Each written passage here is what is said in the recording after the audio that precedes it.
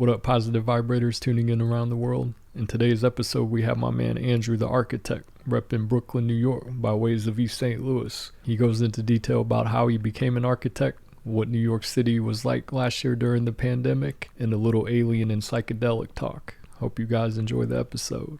The burnt egg roll. How long have you been in New York City for? So I've been in New York for 7 years in Brooklyn, and but I've been on the East Coast since for about 10 years.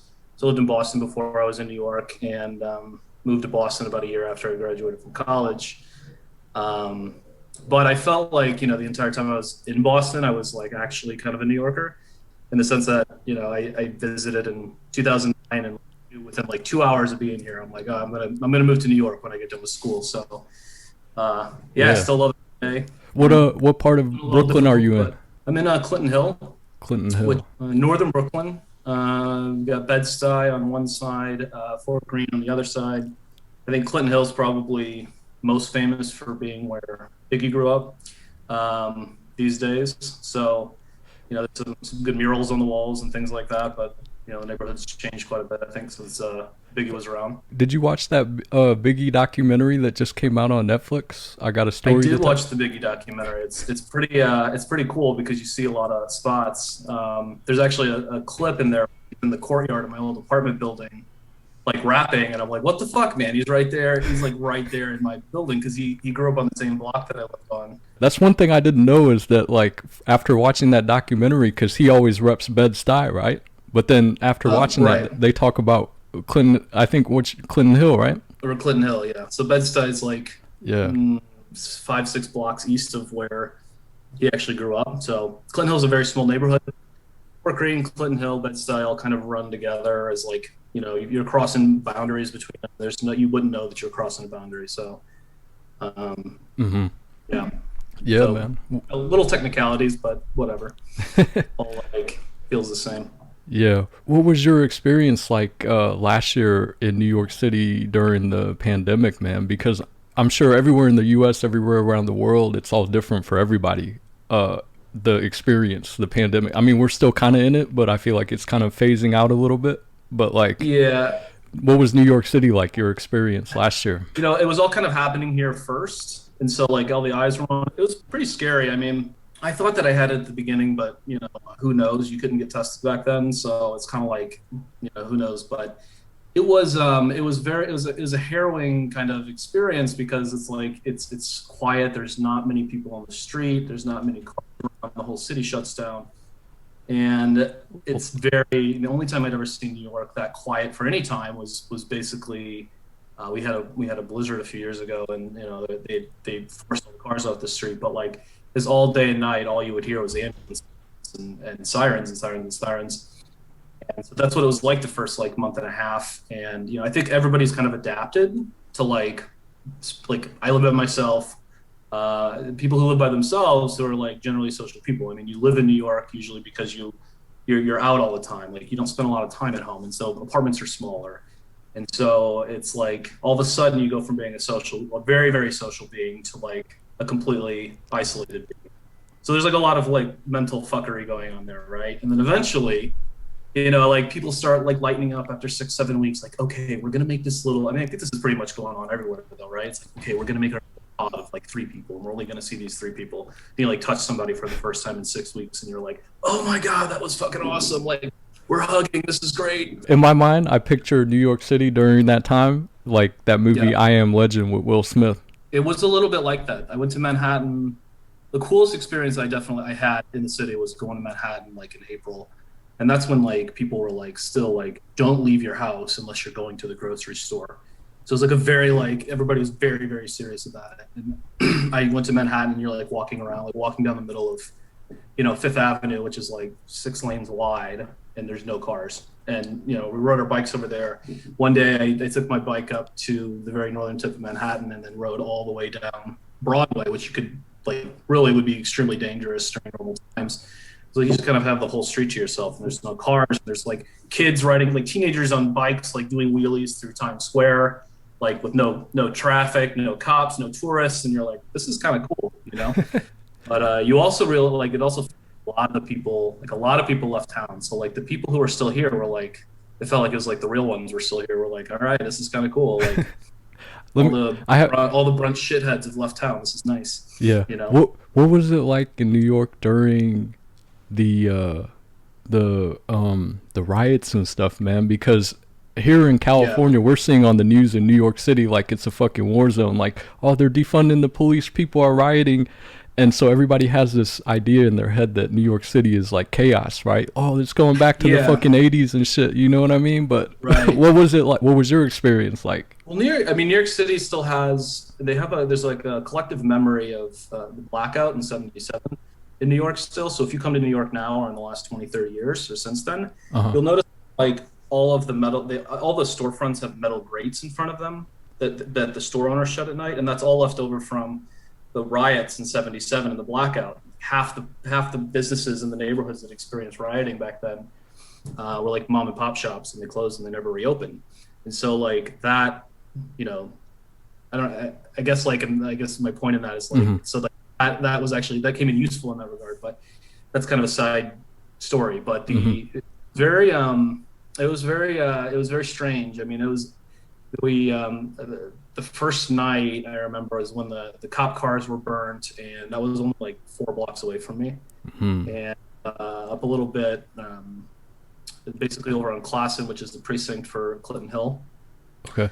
Is where the police station is, and so there was a car burnt there, and that was like the precinct that got surrounded. And so I'm just like sitting in my apartment, and I can hear the protests going up and down the street, like literally see them like half a block away from me on Fulton Street, and it's just like I don't know how to describe it. It's like, you know, I mean, obviously I'm sympathetic, but like the second night, I mean, the first night I didn't go out or anything, but the second night, I mean, there were all the protests, and my friend was over here, and we were like, let's go. So we just like, it was not organized by anybody at that point. There were like these kind of very organic protests. And so we would go out, and we just like went out and we followed them, and, you know, let's stand in the back because the cops were violent. Were like legitimately violent. They were beating the shit out of people in New York. Like they were forcing them into a corner and then not letting them leave and beating the shit out of them as they left. And this was going on, all the protests, but those early days, like there was serious like concern, like we didn't know a cop was going to like drive a car into a crowd of people, or like they were going to show up and block the streets off and start beating people. Like that was and at that time, you know, we went from ambulances 24/7. Yeah, like, so you've seen that, right? You've seen that yourself, like some. I didn't see the beating. I saw. I probably went to like 3 protests. I wasn't like, I had a lot of friends who were going to them like 4, 5, 6 days a week, but no, I mean, I just didn't. So a few. What I did see and hear though was I was sitting in my apartment one night, and so I live right off Fulton Street, which is like kind of the main street and the commercial street that runs through Clinton. Where the train is.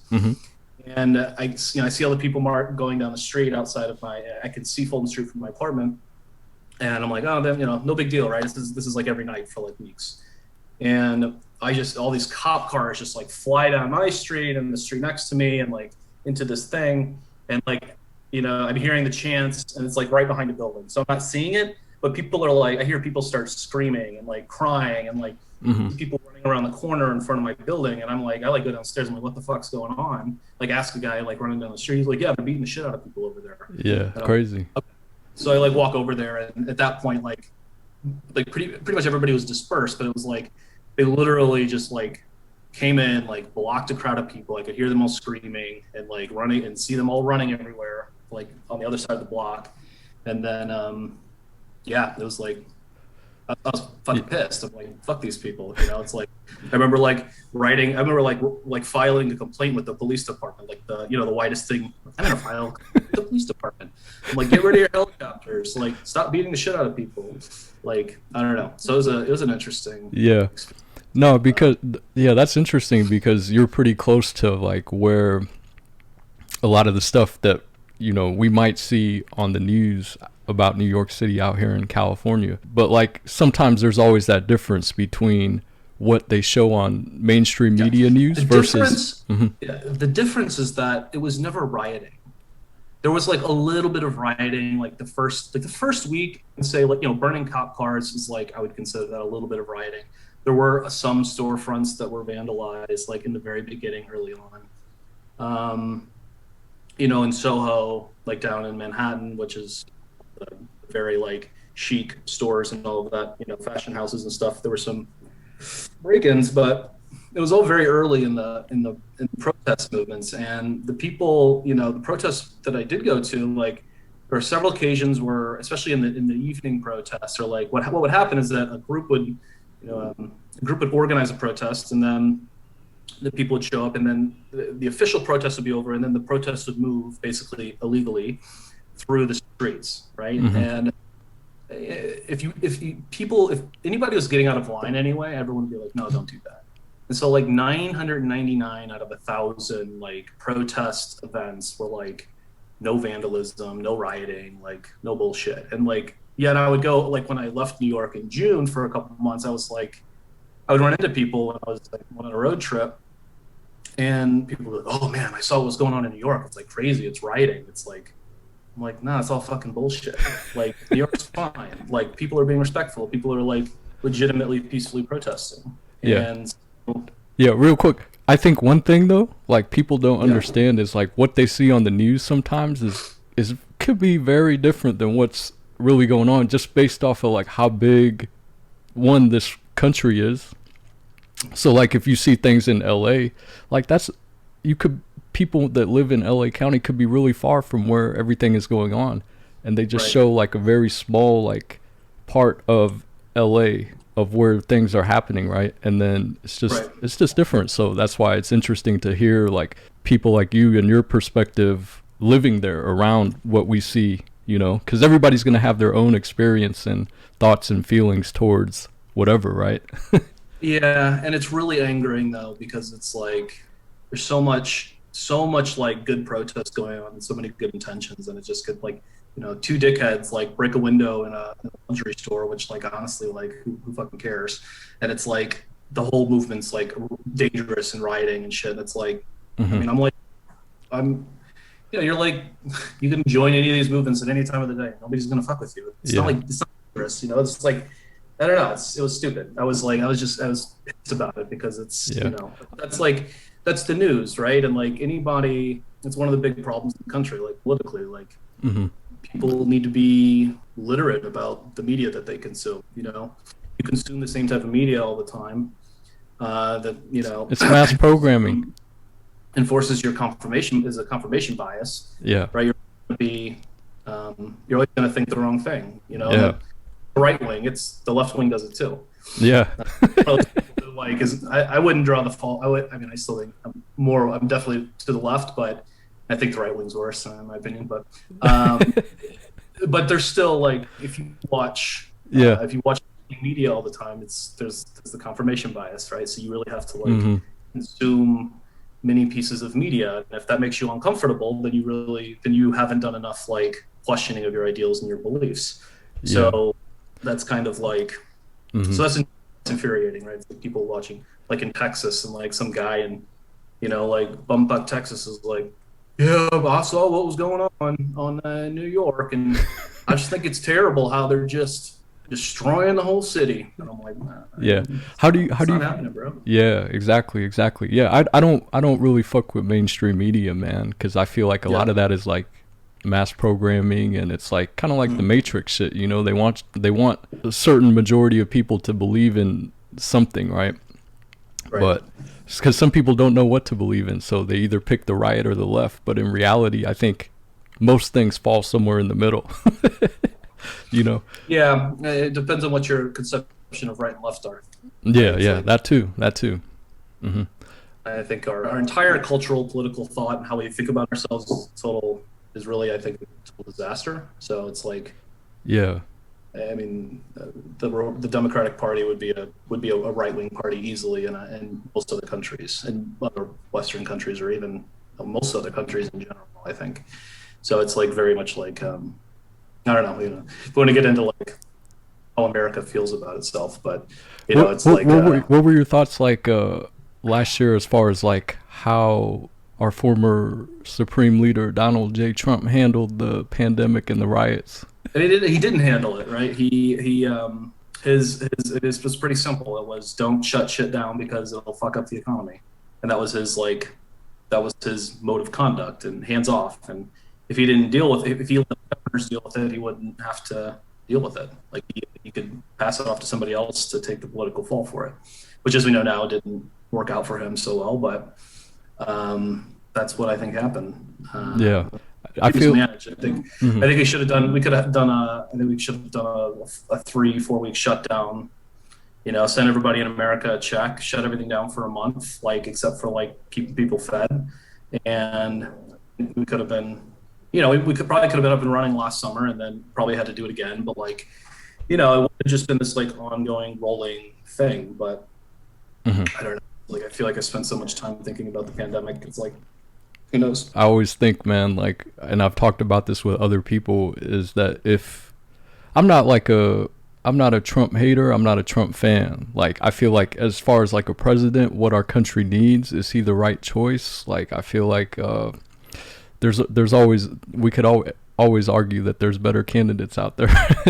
But yeah, I always say if he would have played that like empathy and sympathy card towards like people that had COVID, he might have still been president today, but he played his character and role all the way down to the end. Yeah, he's like a he doesn't have an empathy card. I've never seen him express empathy for somebody, and that's like a key value of somebody like who's in a leadership position, is like being able to empathize with people and like take that, like that's just part of being somebody who's in that role. It's any leadership role, I think. So my thing is, I think it's it's so much deeper than Trump. I think there's so many things that go into it. I think that there's this centuries long kind of story that America likes to tell itself, that we're like this like cult of individualism, or at least it hasn't always been like that, really. There's always been a little bit of that, like, come to America, like make your way, do your thing. We've done that. All of our ancestors have done that to some degree. For Americans who still live here, or if they had a better quality of life than they had where they came from. But it's like this cult of individuality, and like this idea that somehow people need things. People need housing. They need food. They need education. They need these things to make their lives work. And it's like somehow if nobody's making sure that happens, and everybody can just go and do their thing with nobody messing with them, that's somehow going to provide things for people. And so like I think Trump is like this weird like aspirational figure, like this old I really don't understand the appeal of the guy, to be honest with you. It's like, what, the guy inherited a shit ton of money from his dad, and who bailed him out about 3 times on shitty real estate deals. He's an asshole.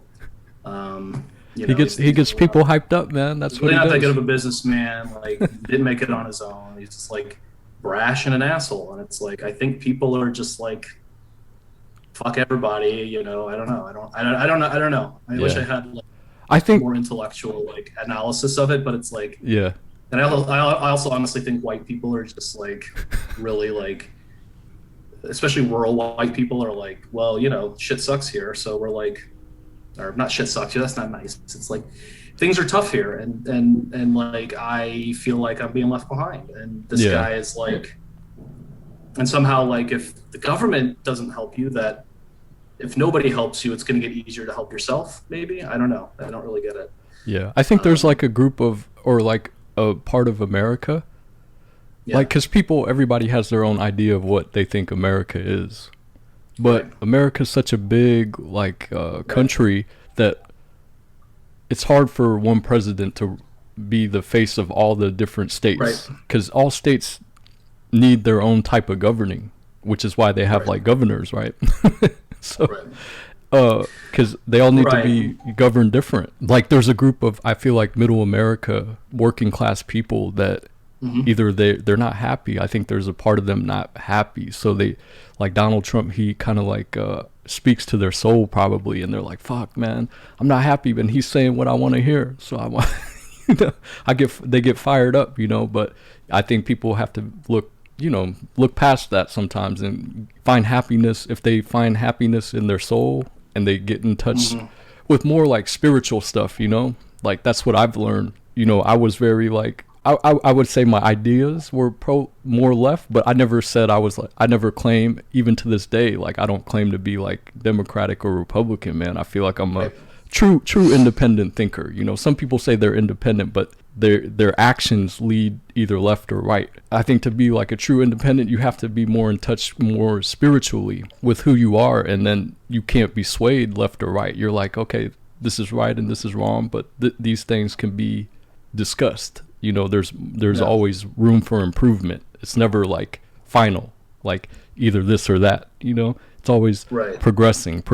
You know, making things better for the next generation. I feel like that's what it's really about. But like, I think weed kind of helped me get more in touch when I moved to LA, like getting in touch with like my spirituality, like finding out who I really am. I definitely went through like a little bit of that in the last few years. It was, you know, I just being like, it's just somebody who's been so like focused on career and like just like kind of existing in this like city ecosystem where like it's like fast paced, fast life all the time. I would like leave and go to other cities, and like it was like there's just never like this like moment where you like slow down and you're like, okay, what have I been doing for the last 8 years here? Like where am I going? What am I doing? Who am I?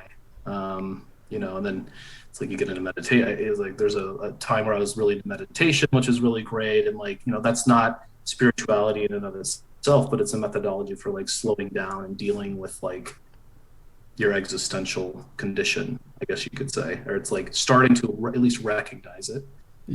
Did you grow up in Collinsville? Yeah, born and raised in Collinsville. Oh. I think it was a great place to be born and raised, actually. I mean, I think the great thing about growing up in Collinsville is that you like going to public school there and stuff is like, which I describe Collinsville as like a lower middle class, blue collar town to people. So then you probably have like, then there's like Maryville and Caseyville, which are like the towns adjacent, right? But like in the same school district, but they're like, you know, there's like slight class differences there, but like generally you kind of grow up in this, you know, and there's like kids who live in like, who are poorer, and then there's like kids who live on, you know, the local golf course, and that's like the range of your like class society, and growing up in that condition. So you kind of see like what a good life, or like what good economic life is, and you kind of see what like a poor economic life is.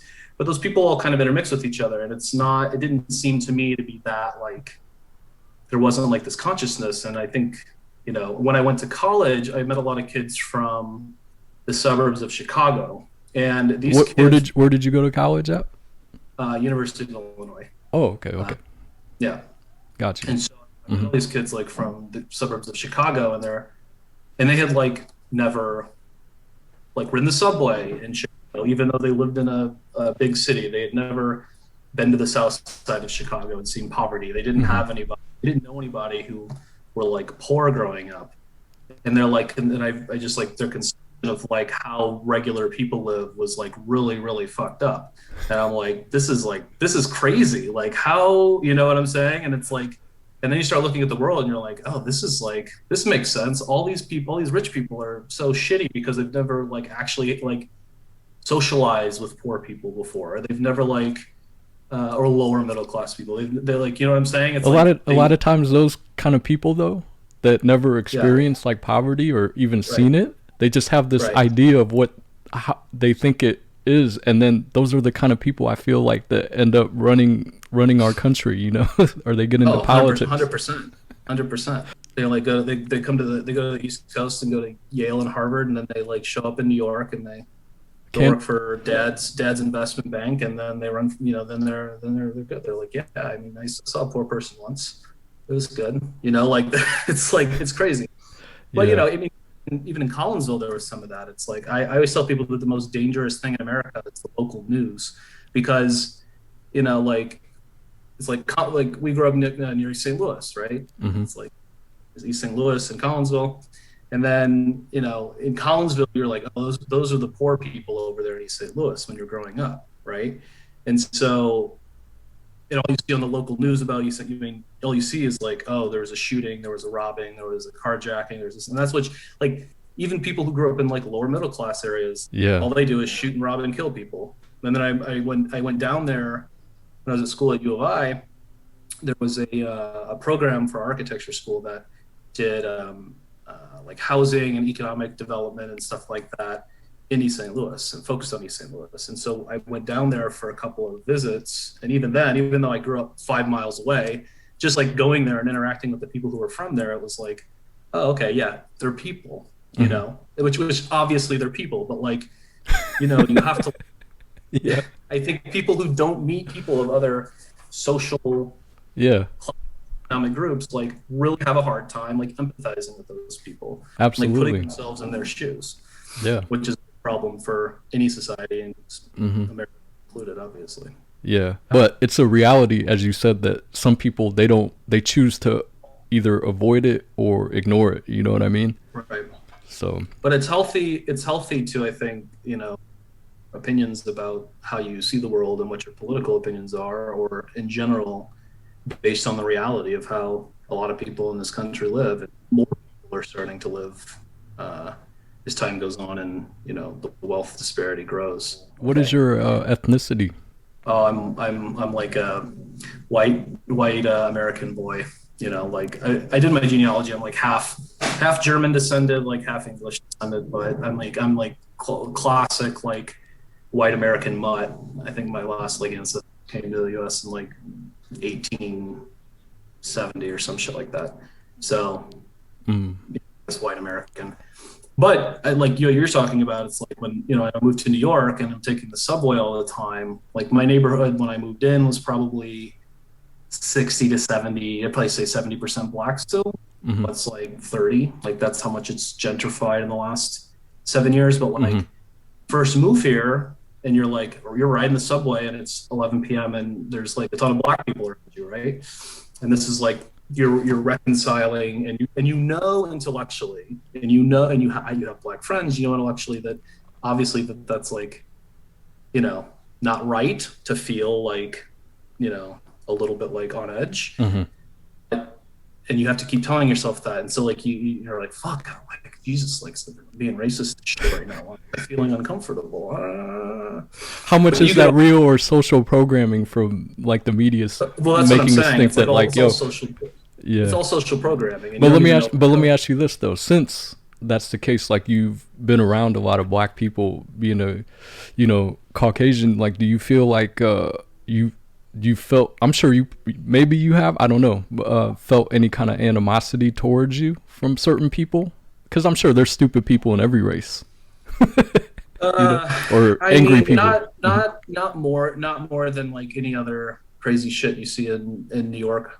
I mean, occasionally, like, I remember one time, several times, but like one time in particular, like getting off the subway and like, I moved to New York. I only lived like 5 blocks from where I moved when I first moved here. And it was like, I remember getting off the subway a couple of years ago, and there's like this black dude. It's like 80% white people getting off at rush hour, right? And getting off the subway at my stop. God damn, all you white gentrifying motherfuckers! Like, get the fuck out of here! Like, you get that shit sometimes, but generally everybody's very nice. Yeah. Not really any animosity or. But like those fears that like those like programmed racist fears that are like inside of you, like those were gone within 1 or 2 years. It's like you don't even think about it anymore. And it's like it even puts you more in the position where you see shit on TV and like racist shit going on around the country, and you're like, what the fuck is wrong with these people? Like, how the fuck are you guys still this bit? Like, how are there still assholes like this out here? Like, what the fuck is going on? Like, it's like crazy. Yeah. People. The story that's never told is that, or that's rarely told, or like obviously that racists clearly have told, is that poverty breeds crime, and so there's crime in the community where you have poverty. It's just a matter of like the sense of the other. If it's like somebody of another race, I guess I don't know. Yeah, a lot of times the media will mask like racism with poverty. I don't know if you feel that, if you think that's Oh true. yeah, I mean, I really hate having. I mean, I don't hate having these conversations, but it's always awkward having these conversations as a white dude because it's like, That's you but that's what know, they want you to feel though, man. And I don't think no, that's I know that it's not. No, no, it's not about. It's like yeah, it's like they want white people it's to feel like it's racist to talk about like other races or you know what I mean? Like which I don't think it is, man. Talking about it is talking about it, but like to be like a true like for people yeah, to be like racist, they got to pass like I feel like a certain like type of test, you know, like there's a you know, whatever test that may be, like I think, but yeah. I don't. It's weird because if you want to like if you're a white person and you want to engage in conversations about racial politics, you also have to be comfortable with being obviously called out by people of color, Mhm. because what you espouse as a white person or what you believe as a white person, there might be a person of color who agrees with it, and and somebody who doesn't agree with it, right? Mhm. And then there's also the expectation that the person of color is always right about a racial opinion on something, and Mhm. so which obviously they have a experiential um, backing of Yeah. that. They experience it firsthand, I, but I, obviously I, that experience is not consistent across all people of color. Obviously, yeah, yeah. me personally, like I will like call out white people who are being racist overtly, or like have a conversation to like try to generate empathy in other white people who maybe aren't seeing some of like the points that are being made by people of color. But I try to avoid like overt conversations about race with like people in New York, especially. Is very like, the New York is a very liberal place especially with the with identity politics, and so it's like it's a very just like I don't want to, Yeah. but there's the younger generations of people are definitely bringing the class conversation in. So we're seeing like a real rise in Marxian beliefs among younger people, and they're creating that conversation about intersectionality and how race and class intersect with each other. But personally, I think that a lot of issues that are attributed, maybe not a lot, but some issues and issues of poverty and things like that are talked about, probably get more weight to the race side than the class side than it needs. I think there are a lot of and this is like, I know somebody's gonna listen to this and be like, God damn it, Wilkie. But the class is a thing. I think the younger people are talking about the class, and they're talking about capitalism, and they're talking about economic systems as oppressors outside of the race conversation, but that the issues that people of color have are also like class things. So there's, Mhm. that's that intersectionality thing. But Yeah. people don't, a lot of people, especially like mainstream liberal people, don't talk about class because the people who are driving that conversation are of the upper classes, and they're the upper middle class, and they're the aspirational wealthy and the wealthy, right? It's like, how many times do you have to go on NBC and watch some like snotty person? Yeah. I can't believe that people are seeing people. I can't believe that this is happening. It's like, well, you probably have like a mansion in Connecticut that you and your extended family have been holding up on a lake for the last like 8 months. It's like, don't go around telling everybody that, like, if you're a person who lives by yourself, like, you should feel ashamed about going to see a couple of people during COVID and getting some social interaction.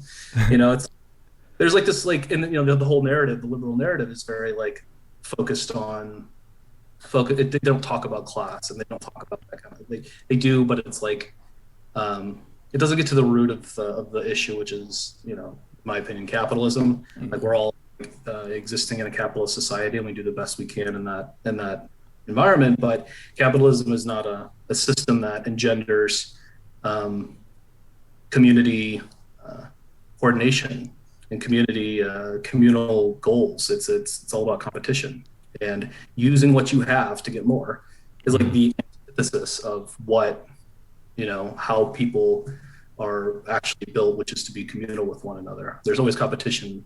There's competition amongst groups, but like tribally, evolutionarily, we all existed in tribes of 100 people, and we had to work together to get shit done.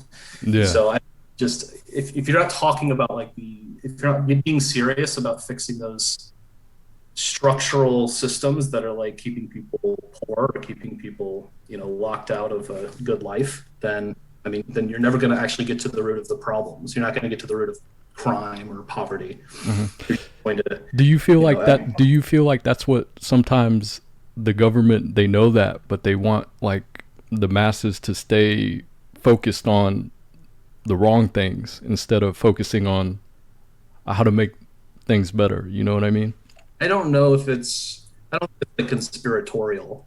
Like, I don't think that they're like getting in a room like, haha, we're going to trick these guys and like make them all think that we're that it's this problem, not this problem, right? I think it's more everybody who runs the government, or most people who run the government, are rich people, and they like being rich, and that's pretty much it.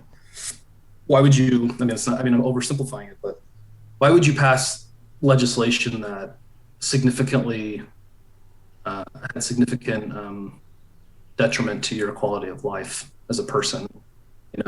It's like if you pass Medicare for all, for example, and they get taxed a little bit more, a big deal, but you're not going to pass laws that like threaten the gains that they're going to make in the stock market or like their property value or any of these things.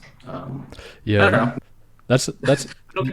But I think there's. I think people don't like, a lot of those people are like we're talking about, these people who grow up in wealthy society, like grow up in wealthy society, go to like an Ivy League school, move into like leadership positions in government and business, and they really don't understand the class aspect of things. They know people are poor, they know people are having a hard time, but they've never it's not I don't think that they really internalize like the struggle. Yeah, but there's like a level below, like, not that I've lived a hard life or anything. I haven't. There's like a level below, I think, like the what we consider like the elitist, or like not even like, I feel like there's the elitist of the elite, like that we always talk about, like that top, like what is it, 3% or 1% of wealth in this country. But then there's like a level below that too, where there's people like middle class, I would say middle class, like working families that, it might be one person making the majority of the money, or both couples are working and they're supporting. So they don't have like a hard life per se, right? They might be living in like a fucking Orange County or something, or fucking the Hamptons, but they're not like the richest of the rich, but they're doing well. But it's like their mentality is very like they have like an elitist mentality, you know what I mean? And they fight hard for like, the wealthy, but in reality they're not really seeing the benefits, I don't think, of certain laws. Yeah, they're the aspirational upper middle class wealthy, and that's the buffer. That's the buffer between the raving hordes and the unwashed masses, and then the upper crust elite. It's the petit bourgeois, the people who, they're benefiting from the system, and they want to.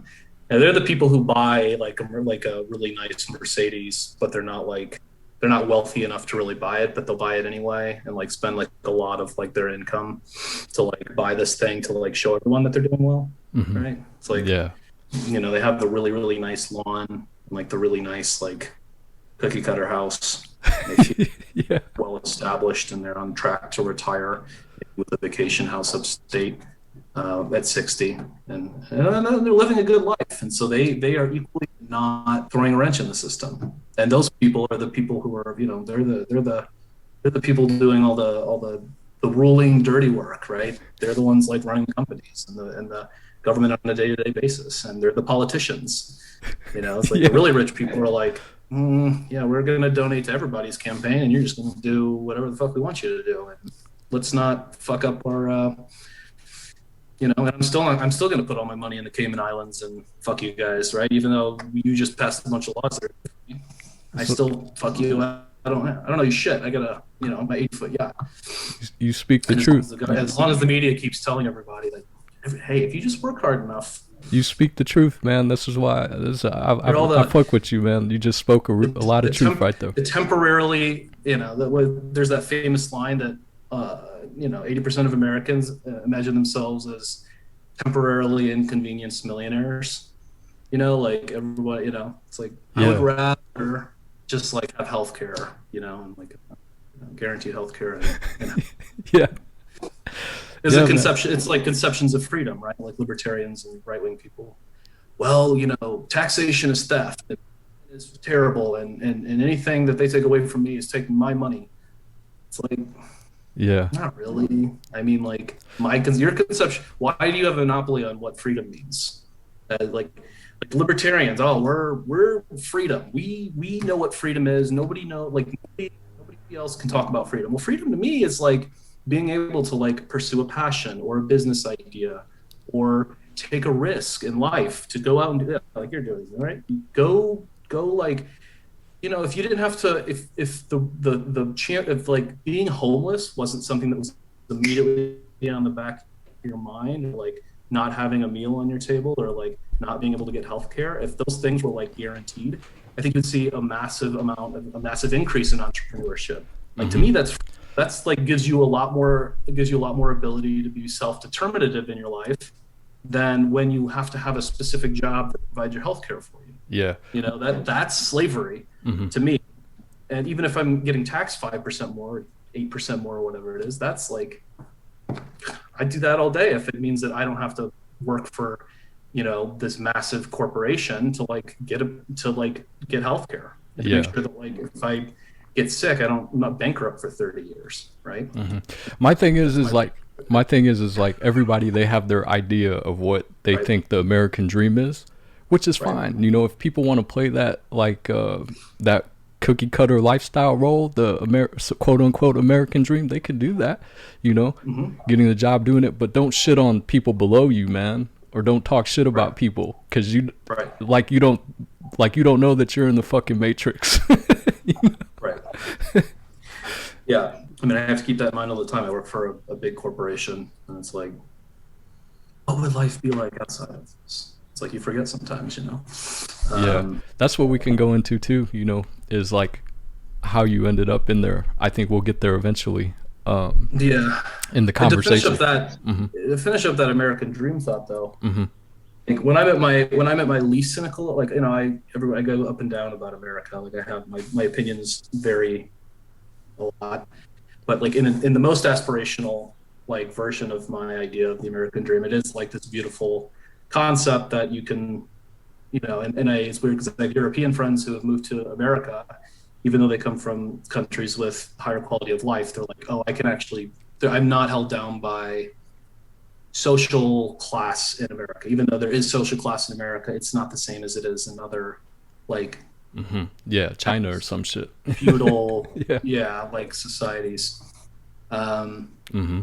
Yeah, I but know at what its you mean. worst, I mean, the American dream is a 400-year labor shortage. I mean, it's literally like, you know, I won't use the word discovered America because that's like old school, but like Yeah. when, you know, Europeans came to the Americas and they like started, you know, creating into like doing their industry and like, you know, mining, you know, taking the natural resources and stuff. Like they're like, we need people, we need people. Hmm. It's like more and more and more and more labor we need. And like that labor shortage literally lasted from the time, like the beginning of like colonization through like 1980. Hmm. And so like, and you also remember the American dream was like making a better life for your family than you were going to get in another place. And so like, you know, a German, my ancestors, German people who probably farmed some lord's land and paid him rent and whatever for 800 fucking years, you know, like that's why I have huge legs that just like push plow, you know, like for years or whatever. And they like, oh, we can go to America and get like our own piece of land and farm it. That was like the American dream. That's going to be a better life than I have in Europe. And somehow like America got cocky about it, and they're like in the 80s it's like, oh, we're the best ever, we're, Now the American dream is being a fucking millionaire and being rich, and it's like this like generations long obsession with like becoming wealthy and like being like very like well off is like it's like this sickness of individuality, and like it's like community gets thrown out the window, and like it's like all about me and my house and my wealth and like my path and my journey. And I think the you know the idea of the American dream in that sense has just been like perverted terribly by people who have been here for many generations. But I think it's still like alive and well in the immigrant community. Yeah, yeah, yeah. I see that. In a healthy way. In a healthy way. Yeah. Anyway, that's my other rant for the day.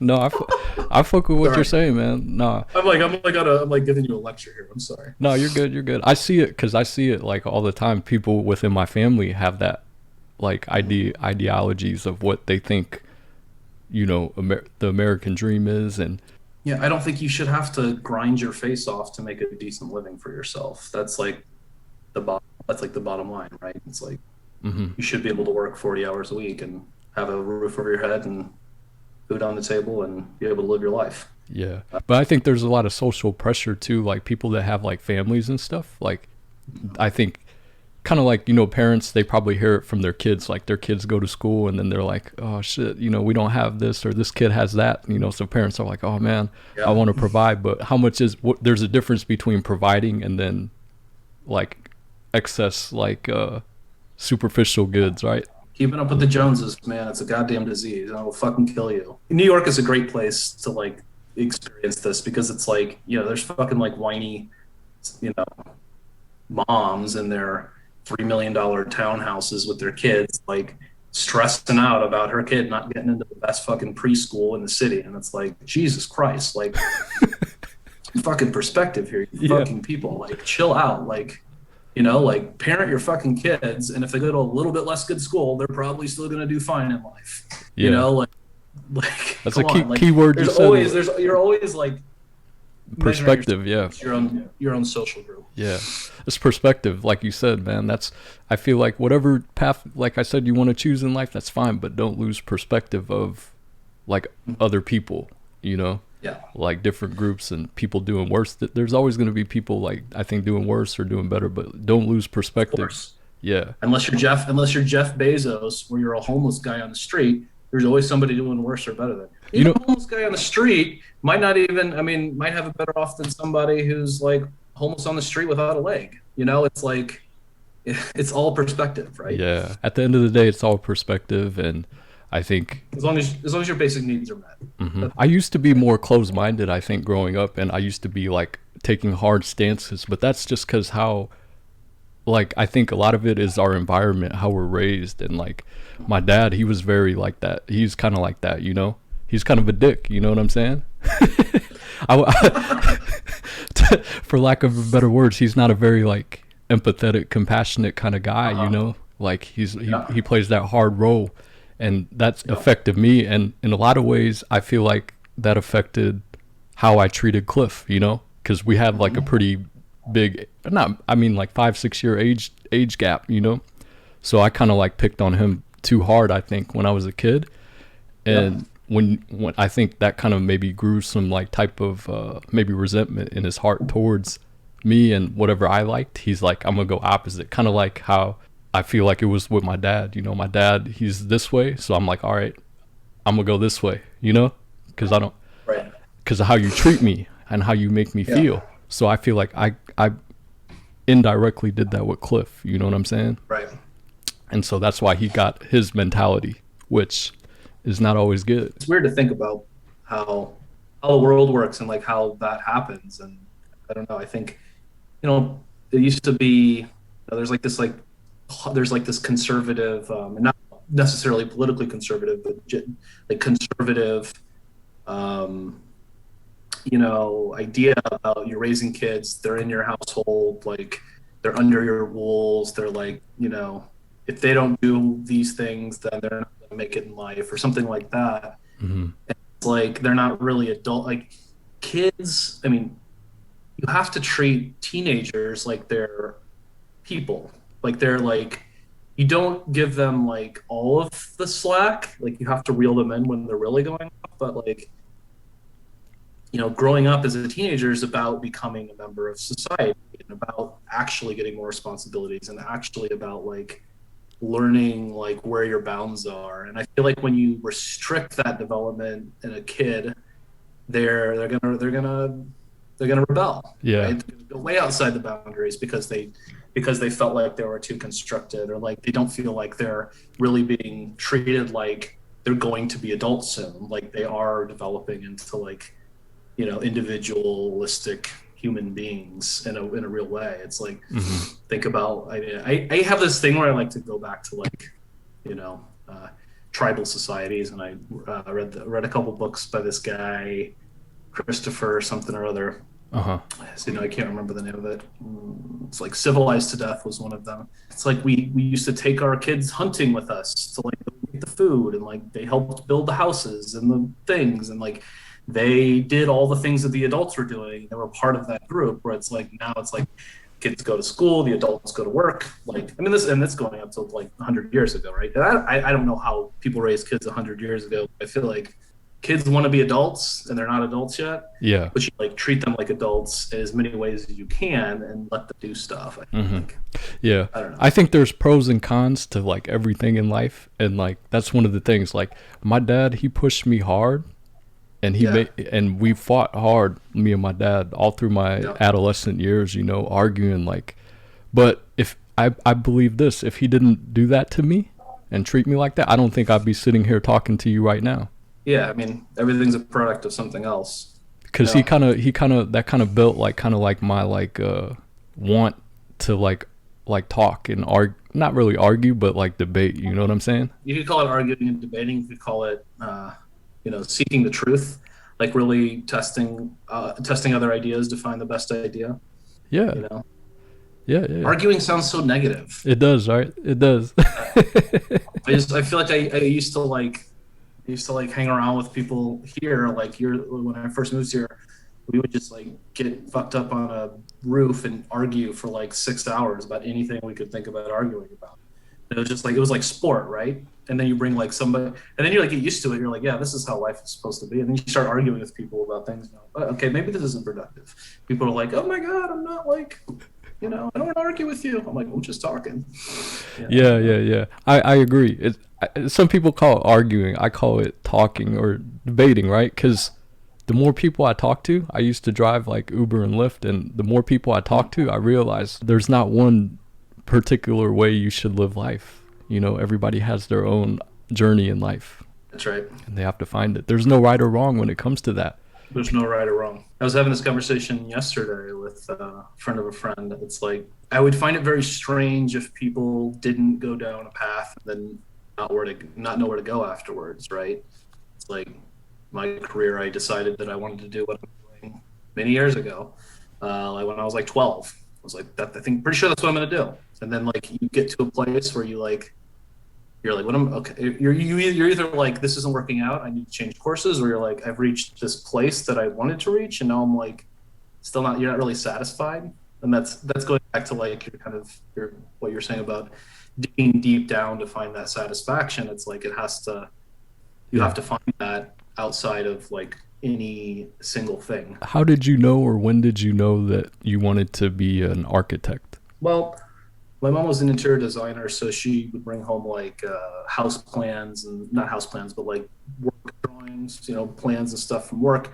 So I was like kind of interested in it. When I was 12, I went to Chicago, and I was like, holy shit, look how many buildings there are. This is huge. Like, I was like, I thought St. Louis was big. This is like insane. And I think that was like the first big city that I ever went to.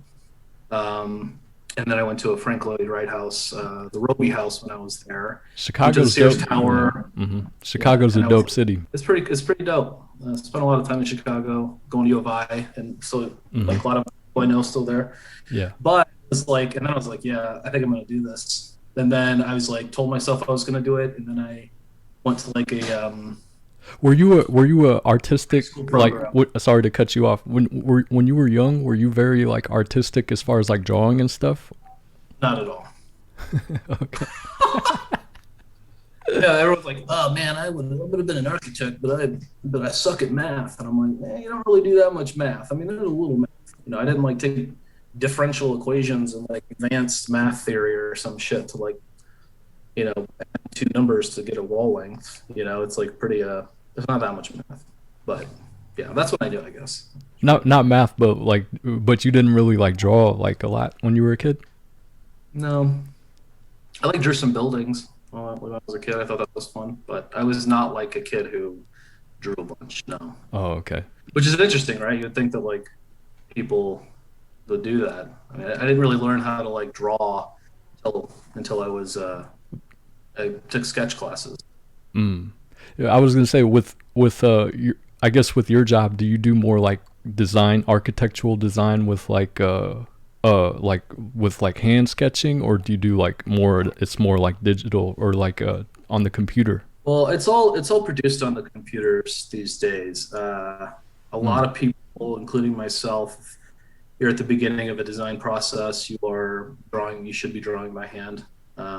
People who don't, I'm like, this is probably it's not really controversial, but in the architect community, it's like, if you're not drawing, you're not really like, expressing yourself fully. You can draw an idea by hand faster than you can draw anything in a computer. Hmm. So it's like when you're ideating about architecture, about how to the best way to do something. Like when you're designing a building, you make thousands of decisions, right?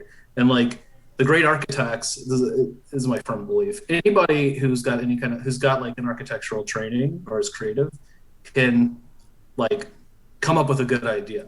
It's about making the right choice more times than everybody else. Like if I'm making a decision about how I want my windows to look, how I want this to look, how I want this to look, how I want this to look, and for each of those decisions I'm making, I'm like, I have a big idea, and then I'm drawing or sketching like ideas within that idea that fit to that idea, and then I'm picking the right one that's going to work best with all the other decisions that I make. So it's like designing something is really you're solving a problem, you're making it beautiful, you're making a million decisions like about what something's going to be. And so like the people who are really good, I think, can make the Uh right huh. decisions often.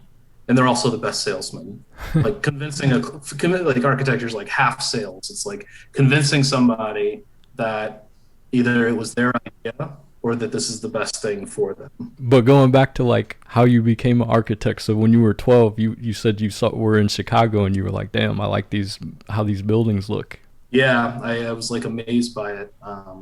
My mom took us on a lot of like me and my brother on a lot of trips to cities when we were kids. Um, but yeah, I thought Chicago was so cool.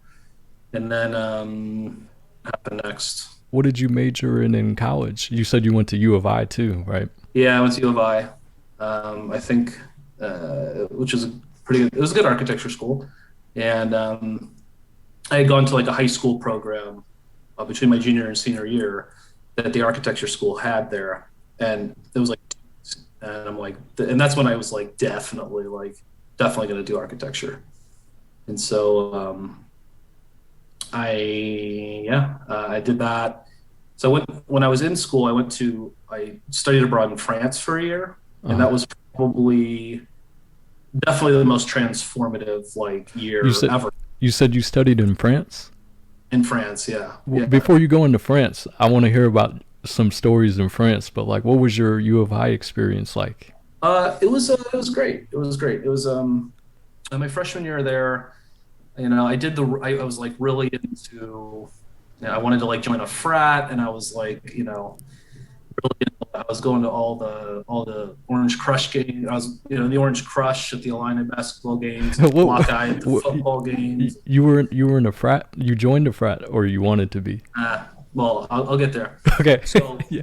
so I was like doing all the sports stuff, all the Uh shit that huh. I thought you were going to do when you're a freshman at a college school, right? Like most prototypical American college town school situation ever. I pledged a frat for like a whole semester, and I was like the week away from going through the final, through the initiation, and I was like, look, I was sitting in the house one day, I'm like looking around at all these guys, and I'm like, I don't actually like any of these people, and I'm like, I literally was sitting there and I like stood up and I walked into my pledge dad's room. He's like, "What's up?" And I'm like, "Quit."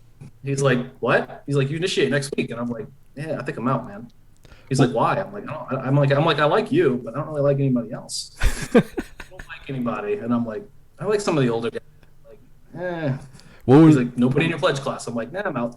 And I what just like left. It what was was like this? the easiest decision ever. What was like the sickest shit they made you do, man, during like pledge, or is it Oh, like they didn't make me do. There was nothing sick. yeah? It Because I was see like, because they have like they show how you know how in like Hollywood movies or movies in general, like when they're dealing with like frats, they show like those initiations. But is reality I kind mean, of like other that, than or like, nah, other than like the anal fingering, it wasn't too bad. It was only two fingers, so it wasn't terrible. I mean, it wasn't like they made us, lick their asses or anything. So, I'm just kidding. It was like no, I hold mean, on, did this really happen? no, no, no, no, no, no. I'm joking. All I right, think the worst thing they would do shit like put you in a dark room, all standing really close to each other, and like yell at you, and you're like for like 2 hours, right? So there's like like mental shit, and then there is like I don't know. We did a lot of wall sits, like while we had to recite information. Like you had to do a lot of cleaning, and so I dropped that after the first semester, and then I ended up joining the architecture fraternity actually, which was cool because like I met like some older kids. There's a point where you're like, I think that I started pledging the second semester, different frat, and they like gave me a bid to their fraternity, which is like a serious thing in the fraternity world. It's like a bid is basically inviting you, to be a member.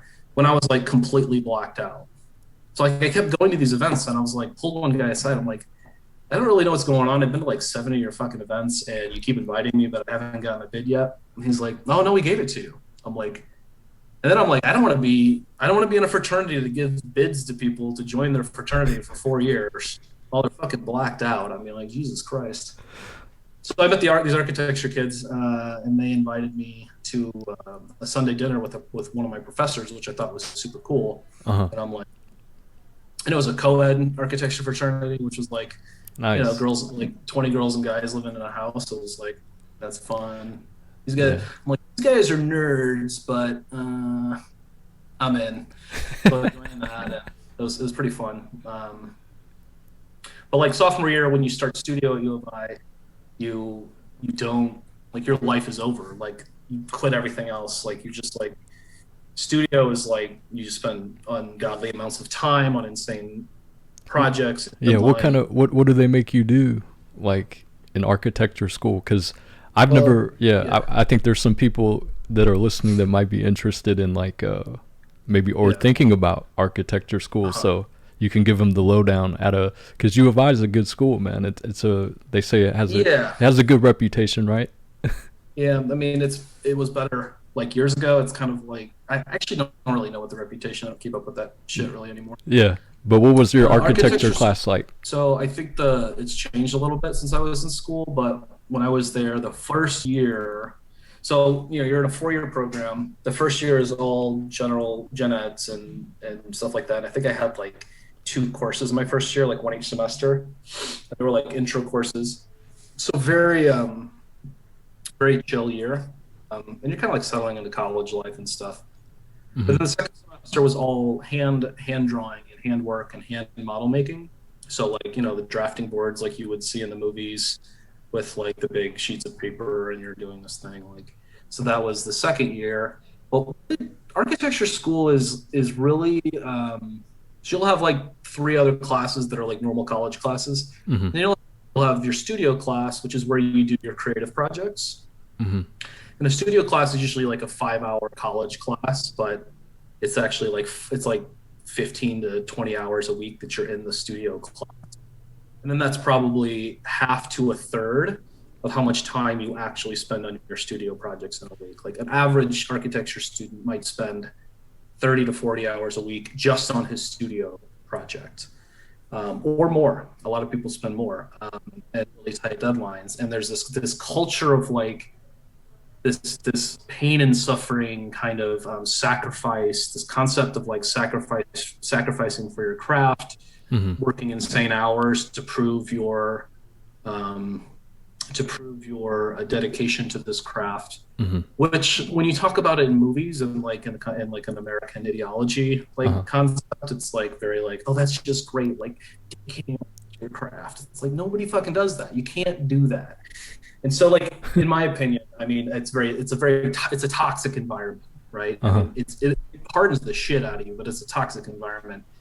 And it comes from a culture of the good part about it is that everything you do, no matter how hard you work, and this is like a great thing about architecture, people who go to architecture school, is you get criticized.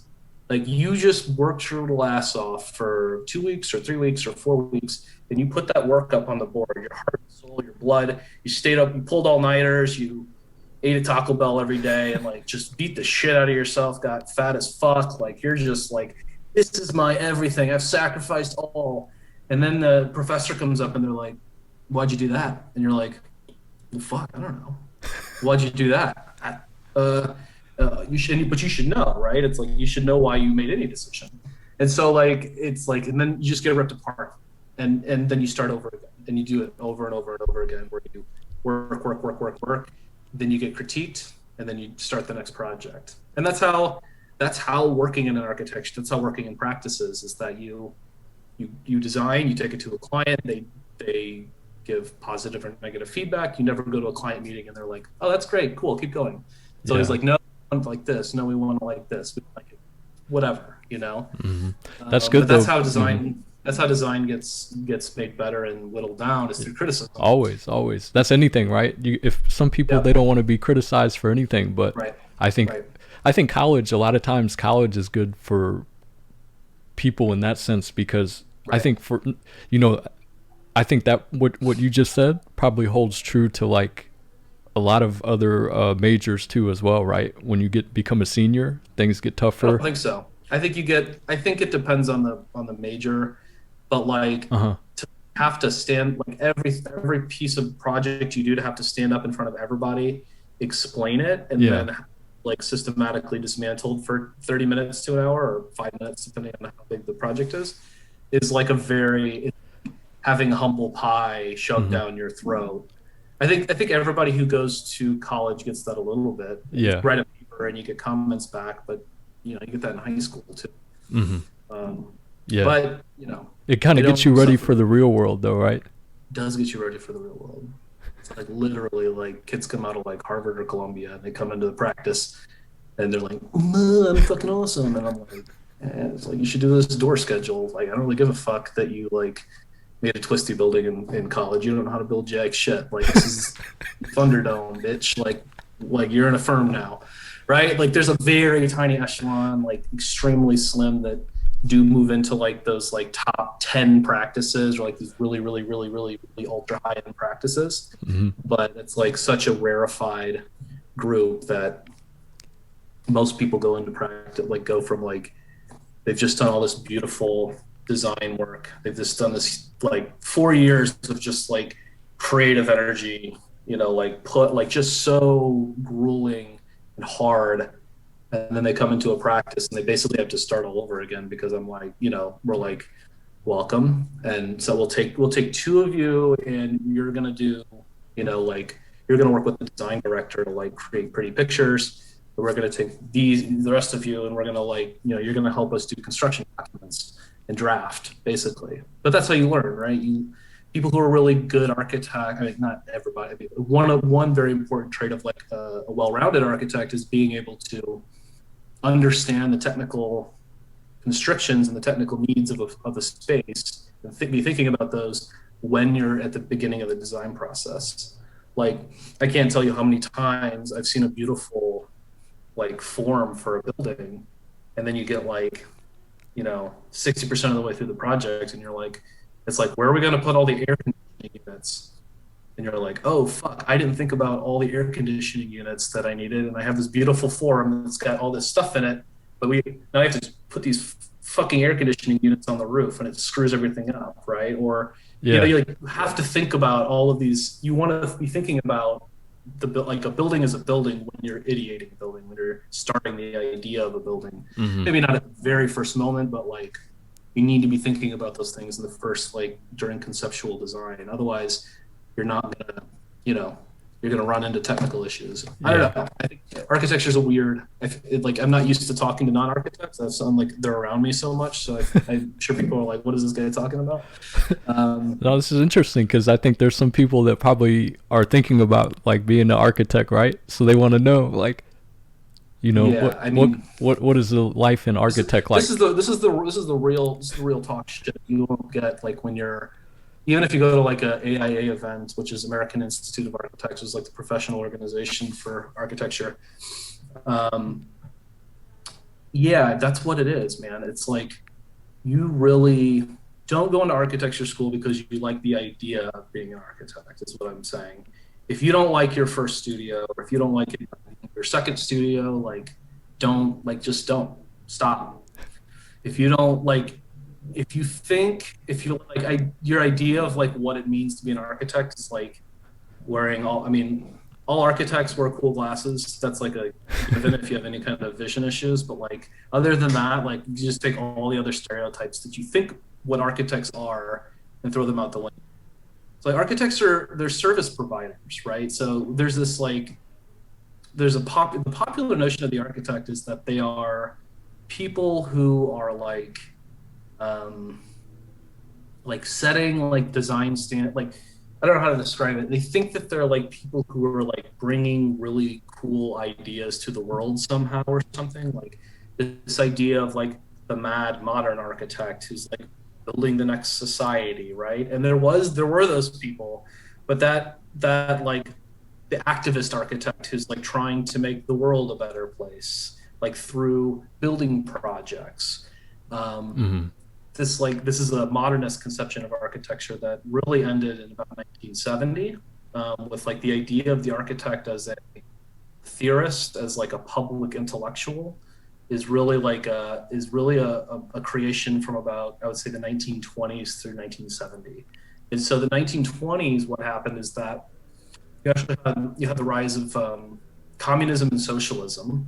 And this is really weird thing that like 90 like even a lot of architects who didn't take theory maybe don't know, but the architects who like started like with the like modernism, Uh-huh. which is God, I've got to explain modernism. This is going to be fun.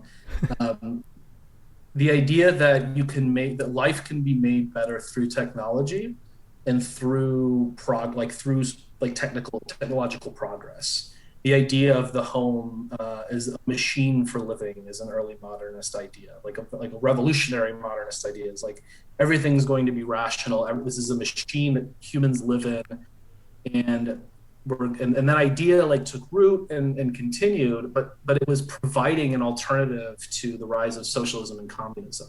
We had we had this political movement happening towards like, lives for everybody in the form of socialism and communism, and Hmm. then you had counterbalance in a capitalist system of modernism and creating a home or creating machines for living in as buildings. Hmm. Like this idea continued, and you see it the classic New York housing projects, which are these kind of big like plus shaped brick buildings that you see in a lot of like flybys of like Brooklyn or like Manhattan. Hmm. So some pretty like big housing developments like that. But this idea was that, and that it also took root in Europe, is the idea of the city in a park. So you take a city structure, which is usually like in this time is 5 to 6 story buildings that are all very dense on a street, and taking that program and then making it into a tower and surrounding it with nature. Hmm. And so this idea of the city in a park, so people are going to get nature with their city. Yeah. And then so these housing and like there was also this huge public housing movement which kind of grew out of this idea of machine for living in the city in the park, and they were failing miserably because they didn't fit into like how humans actually live. Hmm. Like we're not machines. We're like emotional, messy, non-logical, like we're animals, right? We're animals who like are doing what we need to do to survive and to like get what we need out of the world, right? And it's not rational. It's just like Like if I used to be scared of like shitting next to a particular bush for like 800,000 years, I'm probably going to do weird stuff with my shit that doesn't make sense, right? Like, I don't know, like stupid example, but you know what I'm saying? Yeah. So Pruitt-Igoe, actually going back to St. Louis, was a housing project in St. Louis that was built in the late 50s and was demolished like 10 years later. Brand new massive housing project in North St. Louis. And is like largely considered the intellectual end of the modernist idea, Mm. which is like the end of the architect. Getting back to the architect, the end of like the architect having a having moral or intellectual skin in the game, right? Mm-hmm. Like people stopped listening to architects as public intellectuals because this program of like machine living that Mm-hmm. had failed miserably Yeah. um, was rejected. So people who are going into architecture should really think of themselves. You're going to be a service provider. Mm-hmm. You are hired by somebody to build a building for you, Yeah. and that's really what you are. And they're always, if you're in it to like be this person, you might be that person, but you are going to work like 60 hours a week, 70 hours a week every day for your life, and you got to really fucking love it. I mean, you're got to be one of those weird people who like loves doing the same thing all the time for their entire lives. Yeah. And so like, which nobody, but it's not bad. I mean, like you're going to you are going to do the sketching, you're going to do the drawing, you're going to do the ideating. And it's like, you're going to be providing something to people. And then you're going to work it all the way to the point where you're like, you're going to slap this material on this material and this material on this material, and they're going to join together like that. So you're drawing everything from like the building is like an idea to like, this is how the roof and the wall and all this connect to each other, like technically. Mm-hmm. And there's this whole range of things. Yeah. Now I was gonna say, like at your company, right? Like, Yeah. how long have you been with this company for? I have been with this company. I was with them the first time for like 4.5 years. And then I went off and worked for a couple of other firms. And then I went back to them. So Oh, I went okay. for like 4.5 years. Then I worked with some other firms for like a year and a half. And then I came back to this company. Oh, okay. Is it kind of like a firm that has like a hierarchy? Yeah. So for the younger people listening, like you're saying that Mhm. probably initially they have to start off like doing like the more low level stuff, right? Putting in that Yeah. grind 60 to 80, but over time as you progress through the company, if you have aspirations probably to go into like maybe like project leads or like management, there's room for that, right? Yeah, I mean, there's a lot of different ways to organize architecture firms. Mm-hmm. It really depends on the firm you go to. I've only worked for big practices. That's not true. I interned at a small practice in St. Louis for like 3 months. Mm-hmm. But somebody who is like a design leader is probably going to work with you at some point if you're a young person in the company. Probably not. I mean, there's a lot of luck involved here. Mm-hmm. And if you satisfy them enough times at the beginning, they're going to keep asking to work with you. Yeah. And then it depends on the company and the projects they have in. But like in our company, like everybody's going to get like some chance to be in that design thing when they're new. Eventually, what happens is that the people who are doing a lot of designing, like the early stuff, are going to like, this is like the coveted part of architecture, like like everybody coming out of school, with very few exceptions, wants to be like the design guy, right? Who's like the creative person. Mm-hmm. But like most people are not going to be in a position where they're doing that at the beginning of their career all the time. Like people will move into learning more technical stuff from technical people. Mm-hmm. And if you do both of those things, or even if you don't, like you might move into project management, right? When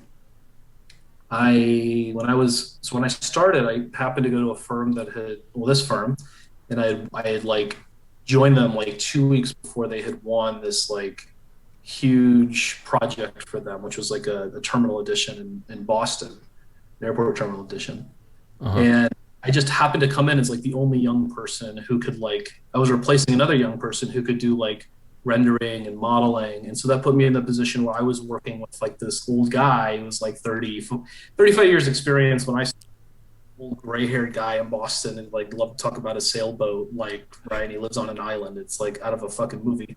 Great guy, but he's like, I'm sitting with the lead designer like hours and drawing back and forth with him. So I was able to get that like a lot of that experience early on. So it does depend on where you go. What do you think he thought of you, man? Do you think he was like, who is this young punk, or he was No, it was like a total like mentor mentee relationship. He was really open. I mean, that's like if you work with really old people like that, especially like people who aren't really successful, like are going to be really, really defensive. Like my idea. Like I'm the one. Like they feel like they have to prove something. When you get like really like people who are very successful, like they've done so many buildings or they do so many buildings that they're like whatever. Like this is just another building. Not like that they don't care about it, but like they don't have anything to prove to anybody, right? Especially not to like some little shithead who just got out of college. Right. But so he's looking at me and it's like, if I had a good idea, he'd be like, yeah, that's what we're going to do. And then like the first time that happened, I'm like, holy shit, I just made a design decision on a building and we're going to present it. And then the client liked it and we're like, oh my God, this is I'm like, fuck, like we got to build it. That's crazy. But I think so he let me really like drive the design of that project, which was like, obviously like insane as a kid straight out of college. So I was very, very lucky. He probably knew you said he's been in the game for a minute, so he probably knew like a lot of like issues that maybe if you did something, he'd probably be like, if it was going too far left or too far right, he'd be like, yo, hold on. I wouldn't say I was like going on a path and he was like just the guardrails. It was really a collaborative. But he treated me like I was an intellectual equal as far as how to design a building, which clearly I wasn't.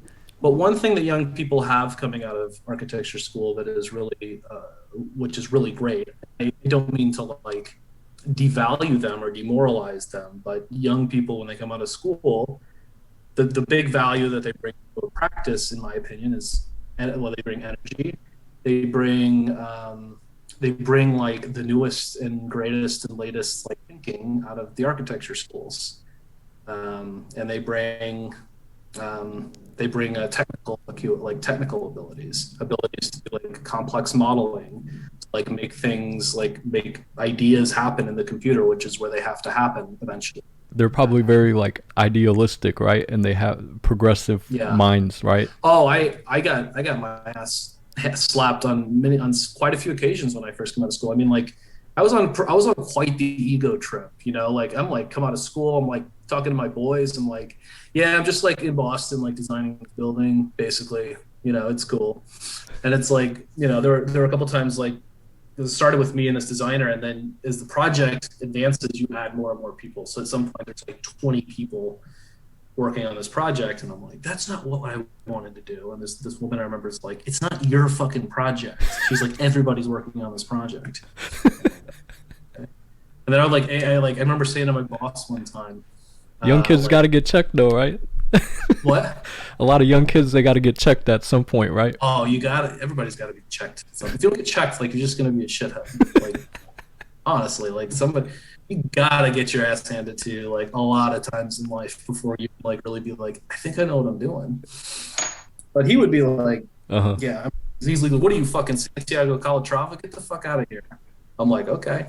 And he was, I used to rip a lot of cigs, and he's like to drink and smoke cigarettes. That was like his thing, and that was also my thing.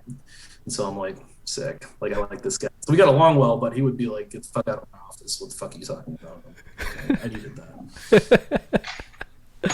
Yeah, it makes you better though, right? Some people, they don't like to get checked, man. They get their ego hurt, but if you don't get checked enough, man, as you said, you're just gonna be a shithead, right? That's growing up, dude.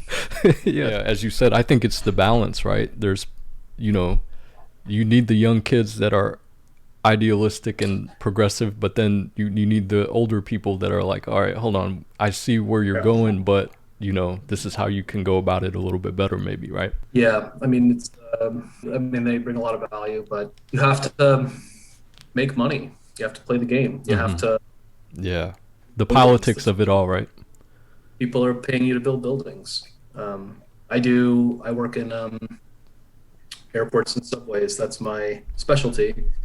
And you know, I like that because you're doing work for the public, and so to me that's like a rewarding part of doing those kinds of projects. But people are paying the bills. You know, they need something from you. Do you ever get into like aliens and conspiracies? Aliens and conspiracies.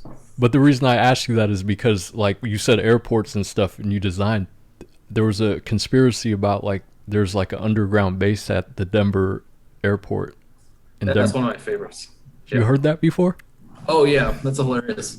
That video on YouTube where they're like, so from this we gathered that definitely an underground concentration camp at the Denver airport. And why does the razor wire point in instead of out if it's not to keep people in? Like, and there's like the gas masks like mural on the inside or whatever, and the crazy like horse with the eyes. Yeah, I'm familiar with the conspiracy theory. I think it's hilarious. But yeah, have you ever listened to you ever listen to like Graham Harmon? He's like he's not a conspiracy theorist, but he's a guy who argues that like there was advanced civilization like in the world before. Oh, you said Graham Hancock? Graham Hancock. That's his name wrong. Yeah. Because he's always on Joe Rogan's like podcast, and he's always telling Joe Rogan about what he learned. I like that guy. I'm like, he's got a good point.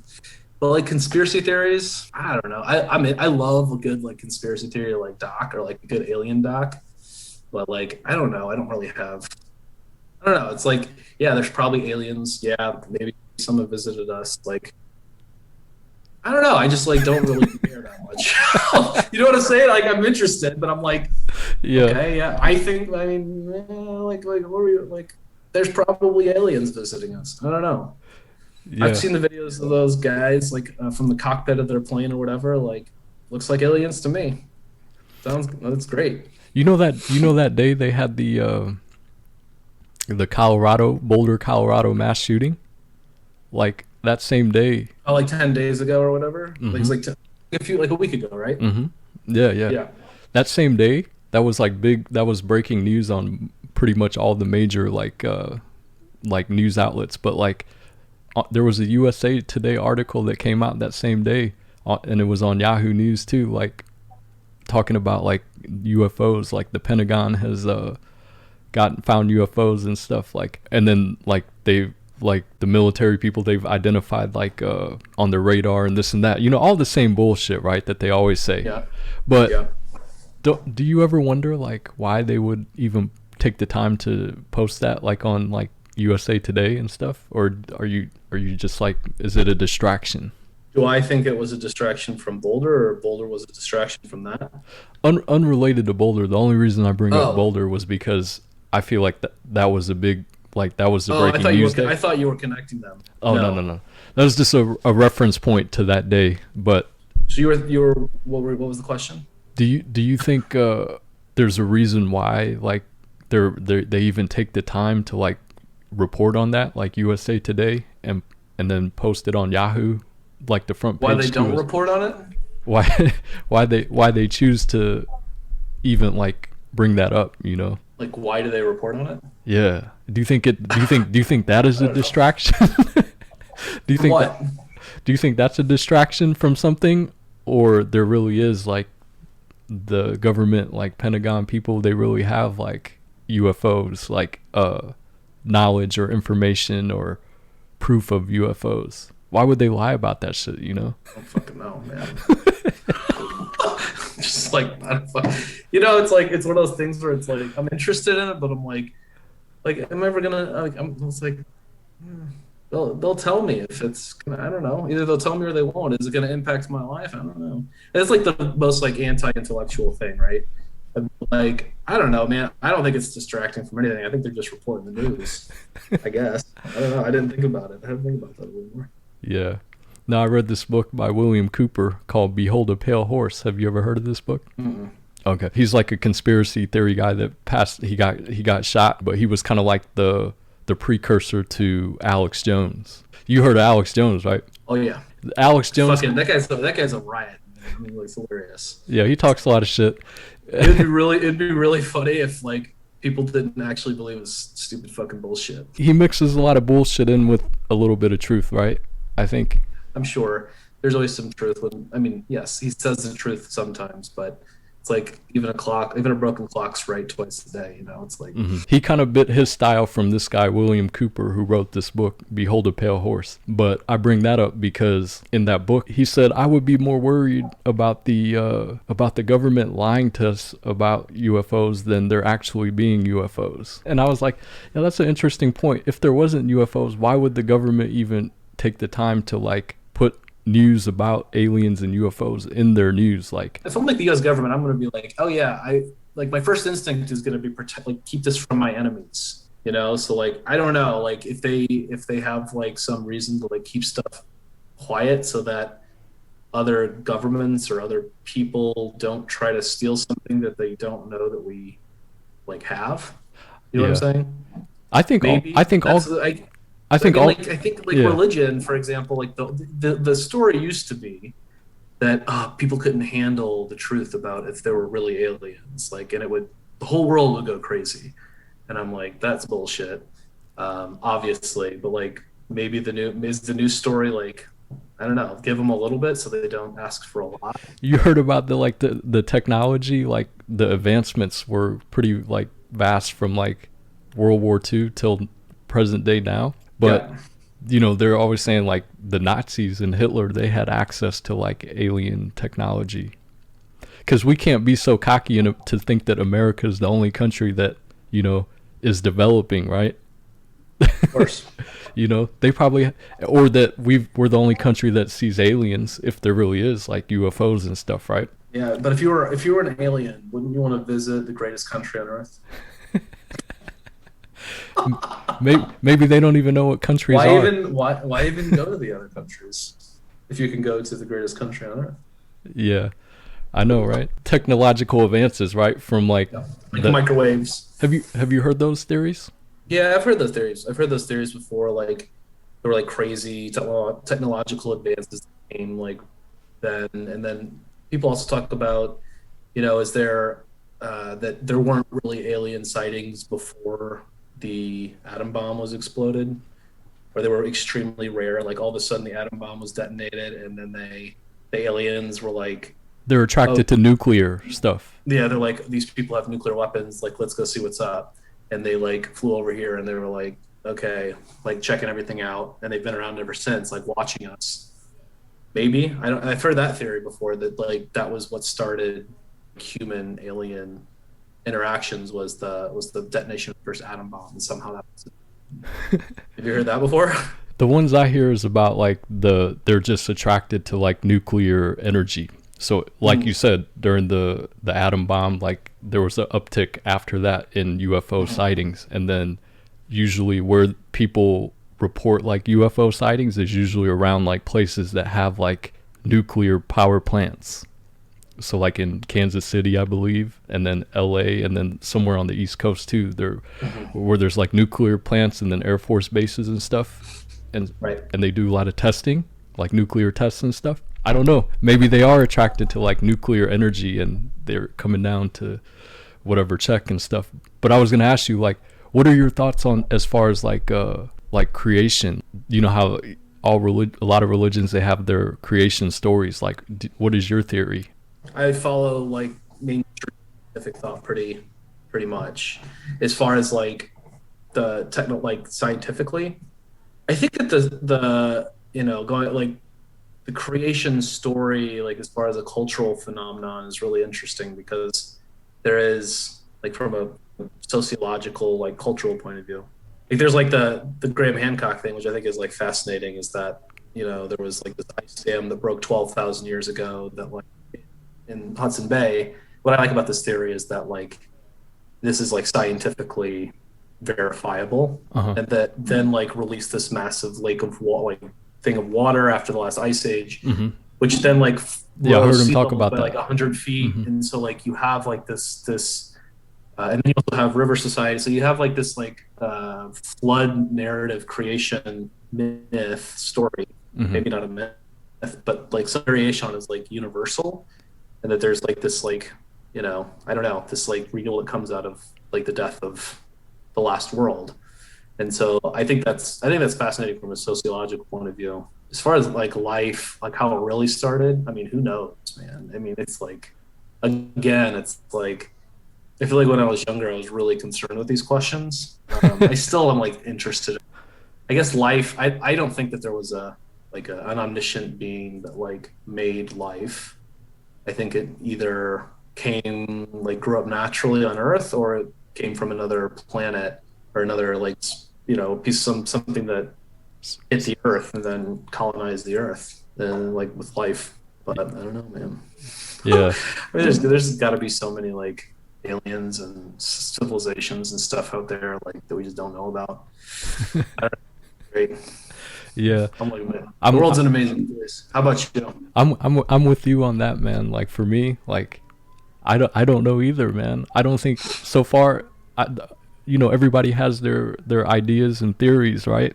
That's the basis of a lot of religions, right? Their theory Yeah, on creation, how we came to be. But the more yeah, people I talk to, I'm like, nobody fucking knows, man. yeah. Nobody knows. Or does somebody know and they're just not telling us? You know what I'm saying? Say what? Does somebody know? Oh, are they like? Is it another secret? Yeah, I Well, don't the know. mass public wouldn't believe them if they did know. Like if Jesus was here today, like who would listen to him? Everyone's like, man. Like when you're a kid, you're like, man, everybody. Why didn't everyone listen to Jesus? And I'm like, some like random dude was like standing on the corner in New York talking about, all the shit that he was talking about. I'd be like, probably wouldn't listen to him. Like you're like, okay, well, that guy believes what he believes. Yeah. Um, I got to take a piss real quick, and then I'll blaze some trees, and then we can like continue. I don't know how much time you have today, but I'm chilling today. I oh, don't I'm have just much. chilling. I'm Okay. good. All right. I'm gonna take a piss and then smoke some more weed, and then we can Yeah, keep going, I'll man. piss. I'll piss too. All right. Be right back, brother. Thank you. Did it take you a while to get used to like riding the subway? No, not really. I picked up my subway chop in France because I was living in Versailles, which is like right outside That's what I wanted to talk to you about. I'm glad you brought that up because yeah, you were talking about that earlier. You said you did a year in France, right? Yeah, that was yeah. So, but the subway thing, like I would ride a lot of us took the Metrolink when we were kids, right? The subway is like basically the Metrolink, but way more like a little more complicated. Hmm. But like, we rode the subway. We take the commuter rail into Paris from Versailles, and then take the subways around. And so that's where, I mean, talking about that year, that's where that was like the time of my life where I went from being like a regional kid, like young adult kid, whatever, to being like a person who's like holy shit, like much more like internationally like minded, I guess I would say. Uh huh. When you live abroad, you lived in Korea for a bit, didn't you? Yeah, I was out there for almost 3 years. Hmm. Almost 3 years, So right? yeah, the same But there's thing. Yeah, that. it expands your There's mind. that. Yeah, and like I think people like Americans have a hard time.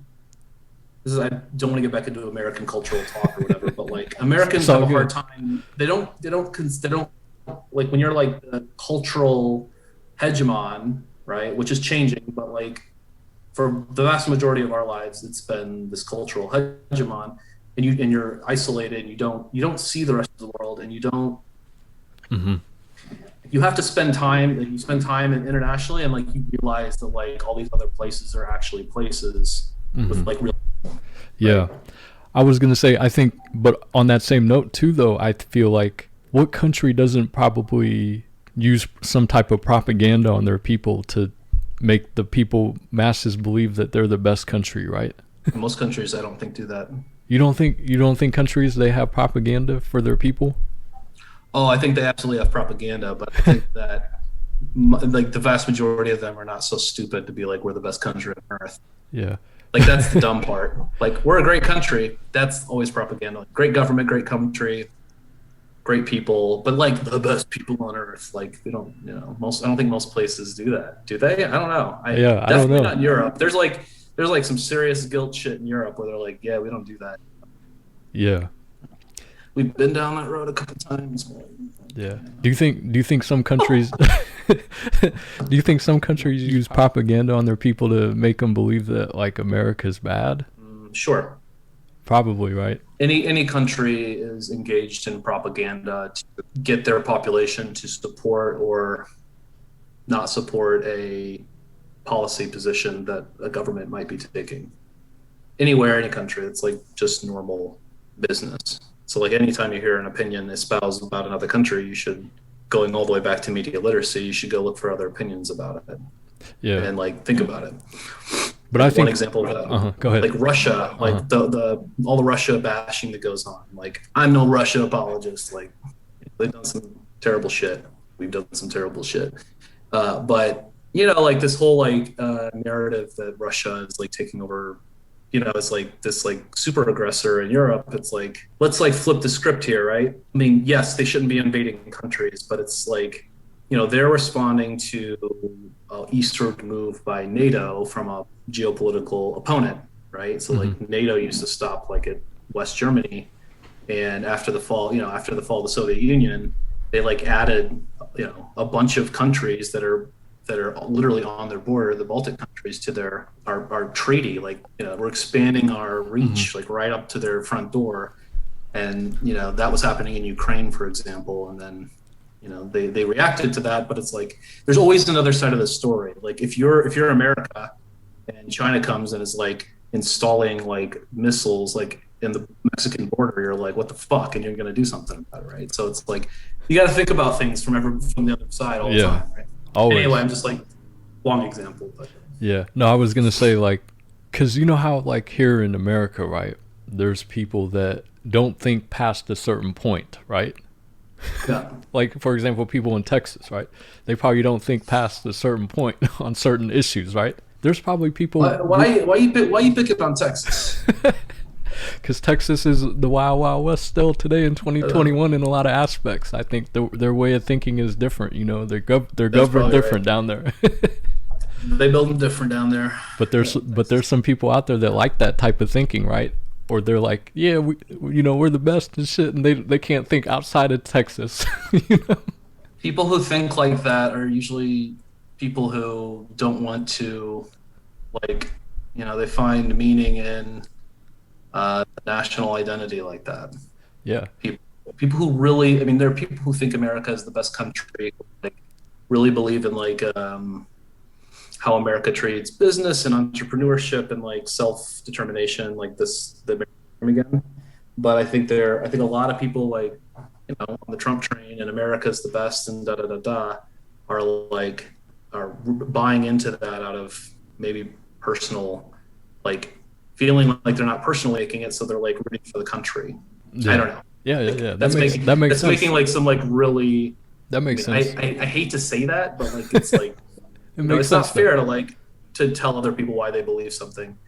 But I can't, you know, like this really hardcore nationalism is like, why would you have that if you didn't feel like you weren't like successful in some other way?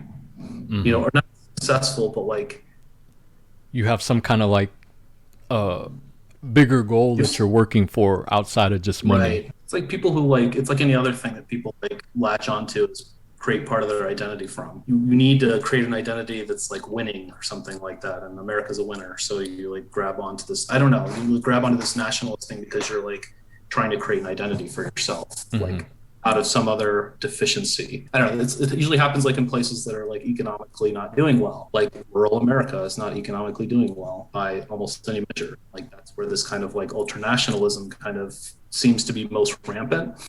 Where it's like you look around yourself every day and like shit's not going well and hasn't been going well for a long time. So like you latch onto the idea of the country, you know, like a larger national identity, because it's not.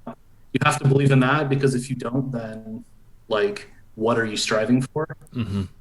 Yeah. I don't know. Yeah. I think that's the thing. Exactly. Like, and this is not particular to America. This happens all over the place throughout history. Yeah. Nationalism to like heal the wounds of like your where you're from or what's going on not being in a good position. Yeah. So I think we as Americans, we can't be naive to not think that there's like people in other countries that have that same type of like feeling or sentiment towards their country, right? I don't think I don't think countries are like America's literally out there, like legit out in front of the world going, we're the best country in the world. And it's like, I don't think there are a lot of countries that are really doing it. Like overtly telling everybody we're the best country in the world. When's the last time like France was like, yeah, I don't know what to say, we're the best country in the world. If you said that, you'd be like, what the fuck are you talking about? It's like walking into a room and being like, Yeah. I got the biggest dick in the room. And everyone laughs at you and you're like, what? Like, you don't believe me? They're like, yeah, no, all these other people also have big dicks. What are you talking about? Sorry, it's like getting a little vulgar. No, it's all good. I like it.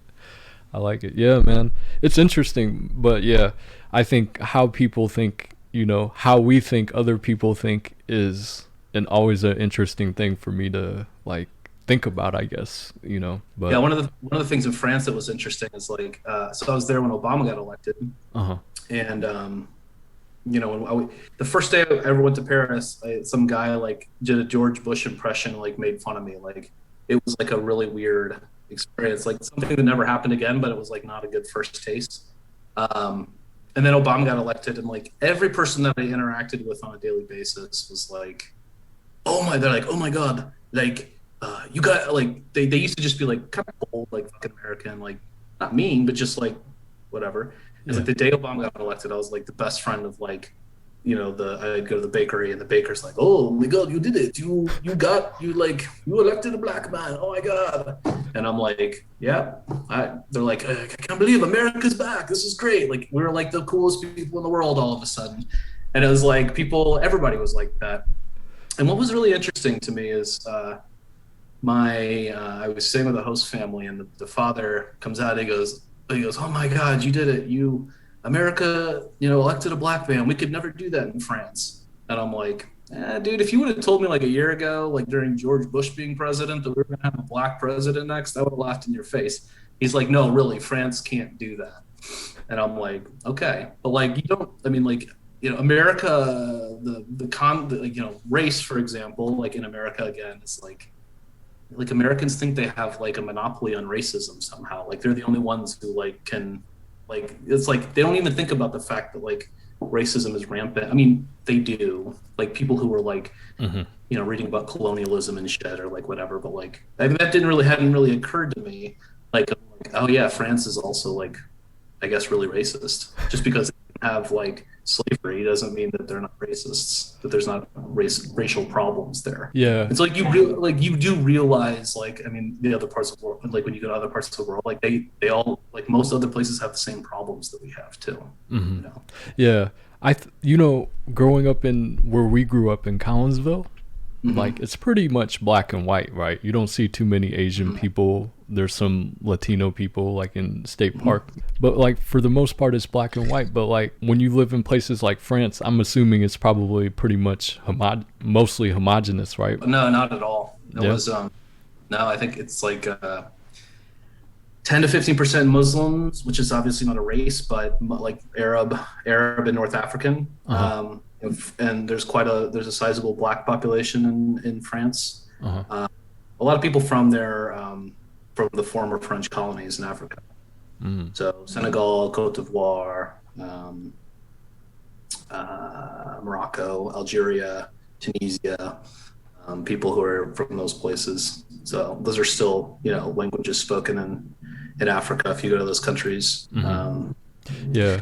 But yeah, so it's not a very homogeneous place. But I don't know, it's probably like 20%, 25%, like non-French white people, I would guess. That's like me just going totally. Yeah, but, yeah. I was just saying that because like, I guess if I had it's not like there's like a black dude walking down the street, everyone's like, oh my God. Like, no, it's like, yeah, it's like, it's not because, that yeah, I guess like my idea of France I don't think I've been there before. So like in my mind, I always think the first kind of like, I guess, race that I think of is Caucasian. Just like I think when I was living in Korea, like Korean people, they won't believe that I'm American, you know, but but because they're like, look at your face, man. It's because their idea of America is like Caucasian people, Right. So Yep. that's what I guess in my mind, that's why I thought it was more homogenous, is because that's my idea. If someone says France, Yeah. or I'm thinking Right. Caucasian first before any other race. Hmm. But yeah, Right. but that's good. You've lived there, so like the Yeah. I mean, I was also living in like, near Paris. I mean, Versailles is a very, very like bougie, like upper middle class to wealthy, like mhm. town. But I mean, that was where France is like, it was a really incredible experience. We had the studio was in one of the old stables of the chateau, the architecture school that we were at there. Uh-huh. And so we like mixed with a lot of French kids, like we're in class with them and stuff, which is great. And you have to do a lot of traveling, which is great. I think but that's like the point where it was like I was like living internationally, and I'm like I want to, there's like I want to be like internationally minded. It's like you're like, oh my god, there's all this other shit out here. It's like, how the fuck like have I not, like, how are people not like, this is what you're thinking while you're there, right? It's like you're not thinking. I'm like take the class thing and like that whole side, right? Like, but it's like you're like, wow, there's this whole other world out here. I want to explore it, which like any young person is like feels like that when they're getting out away from their comfort zone. Yeah. But that was like why, and then like that was like my first urban experience where I could like walk to a train and like go to a city and like, not have a car. And you're like totally like, and then I'm like, wow, this is great. And then I came to New York the first time in 2009, and within like 3 hours, like this is like an international city in America that I can live in, because I found out very quickly how hard it was to get visas to do architecture in Europe, which I tried to do like right after I graduated. But I was like, New York is fucking great, and it's also internationally minded. So that's kind of what started the whole trajectory towards like wanting to move to like a big city. Mm-hmm. I see. How were the ladies and the food out in France? Ladies and the food. It's funny you should ask that question. Ladies, I didn't really like have any French ladies. I was like way too self-conscious. I was 19, 20 years old for stupid reasons, but I was. And so I just didn't, the Americans and the French, we had a couple, there were two guys who had French girlfriends and like a couple girls who had French boyfriends, but I mean, the women are beautiful. I just didn't, I didn't like, hook up with any of them or like date any of them. Mm-hmm. They eat healthier over there. People eat healthier, so they're just more attractive in general, I feel like. I don't know. So there's like, so the food was fine. I mean, we didn't have really enough money to really like, we weren't like going to nice restaurants or we were eating like, you get like these things called kebabs. It's like meat off of a spit that they shave off and throw in like a pita with like fries and, stuff like that. And that's a lot of street food, but I think what's cool about France and like, is they have the government there supports small food businesses. So the government like regulates and supports and subsidizes like the bakeries and like the cheese shops and like all of these different like traditional ways of buying food. Yes, there's a supermarket, but like when I would walk home from school, instead of going to a supermarket, I would stop at the bakery and get bread. I would stop at the meat shop and get the meat, the cheese shop to get the cheese, like the fruit vegetable shop to get the fruits and vegetables.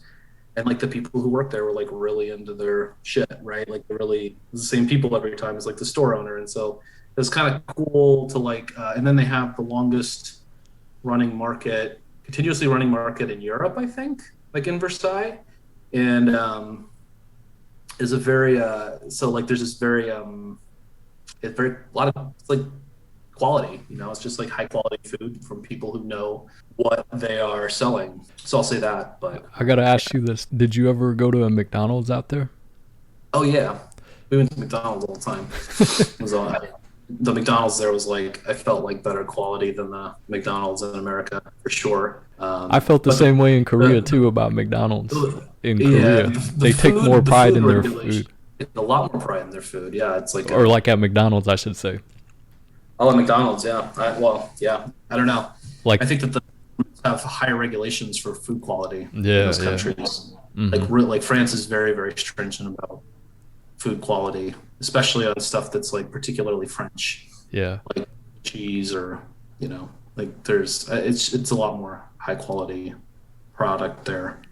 But Europe is a place where it's like that this it's less. It's more like probably this is probably true for most places outside of America. It's like there's this more there's more focus on, in France they call it joie de vivre, which means joy of life. And so like the eat good food, drink good drinks, be with good friends. This is like and like Hmm. they have a government that provides things, and there's like this focus on the process of living, not this focus so much on grinding it out and chasing something, Hmm. right? It's like there's this obviously that happens, but they're so focused on like just living good life, Hmm.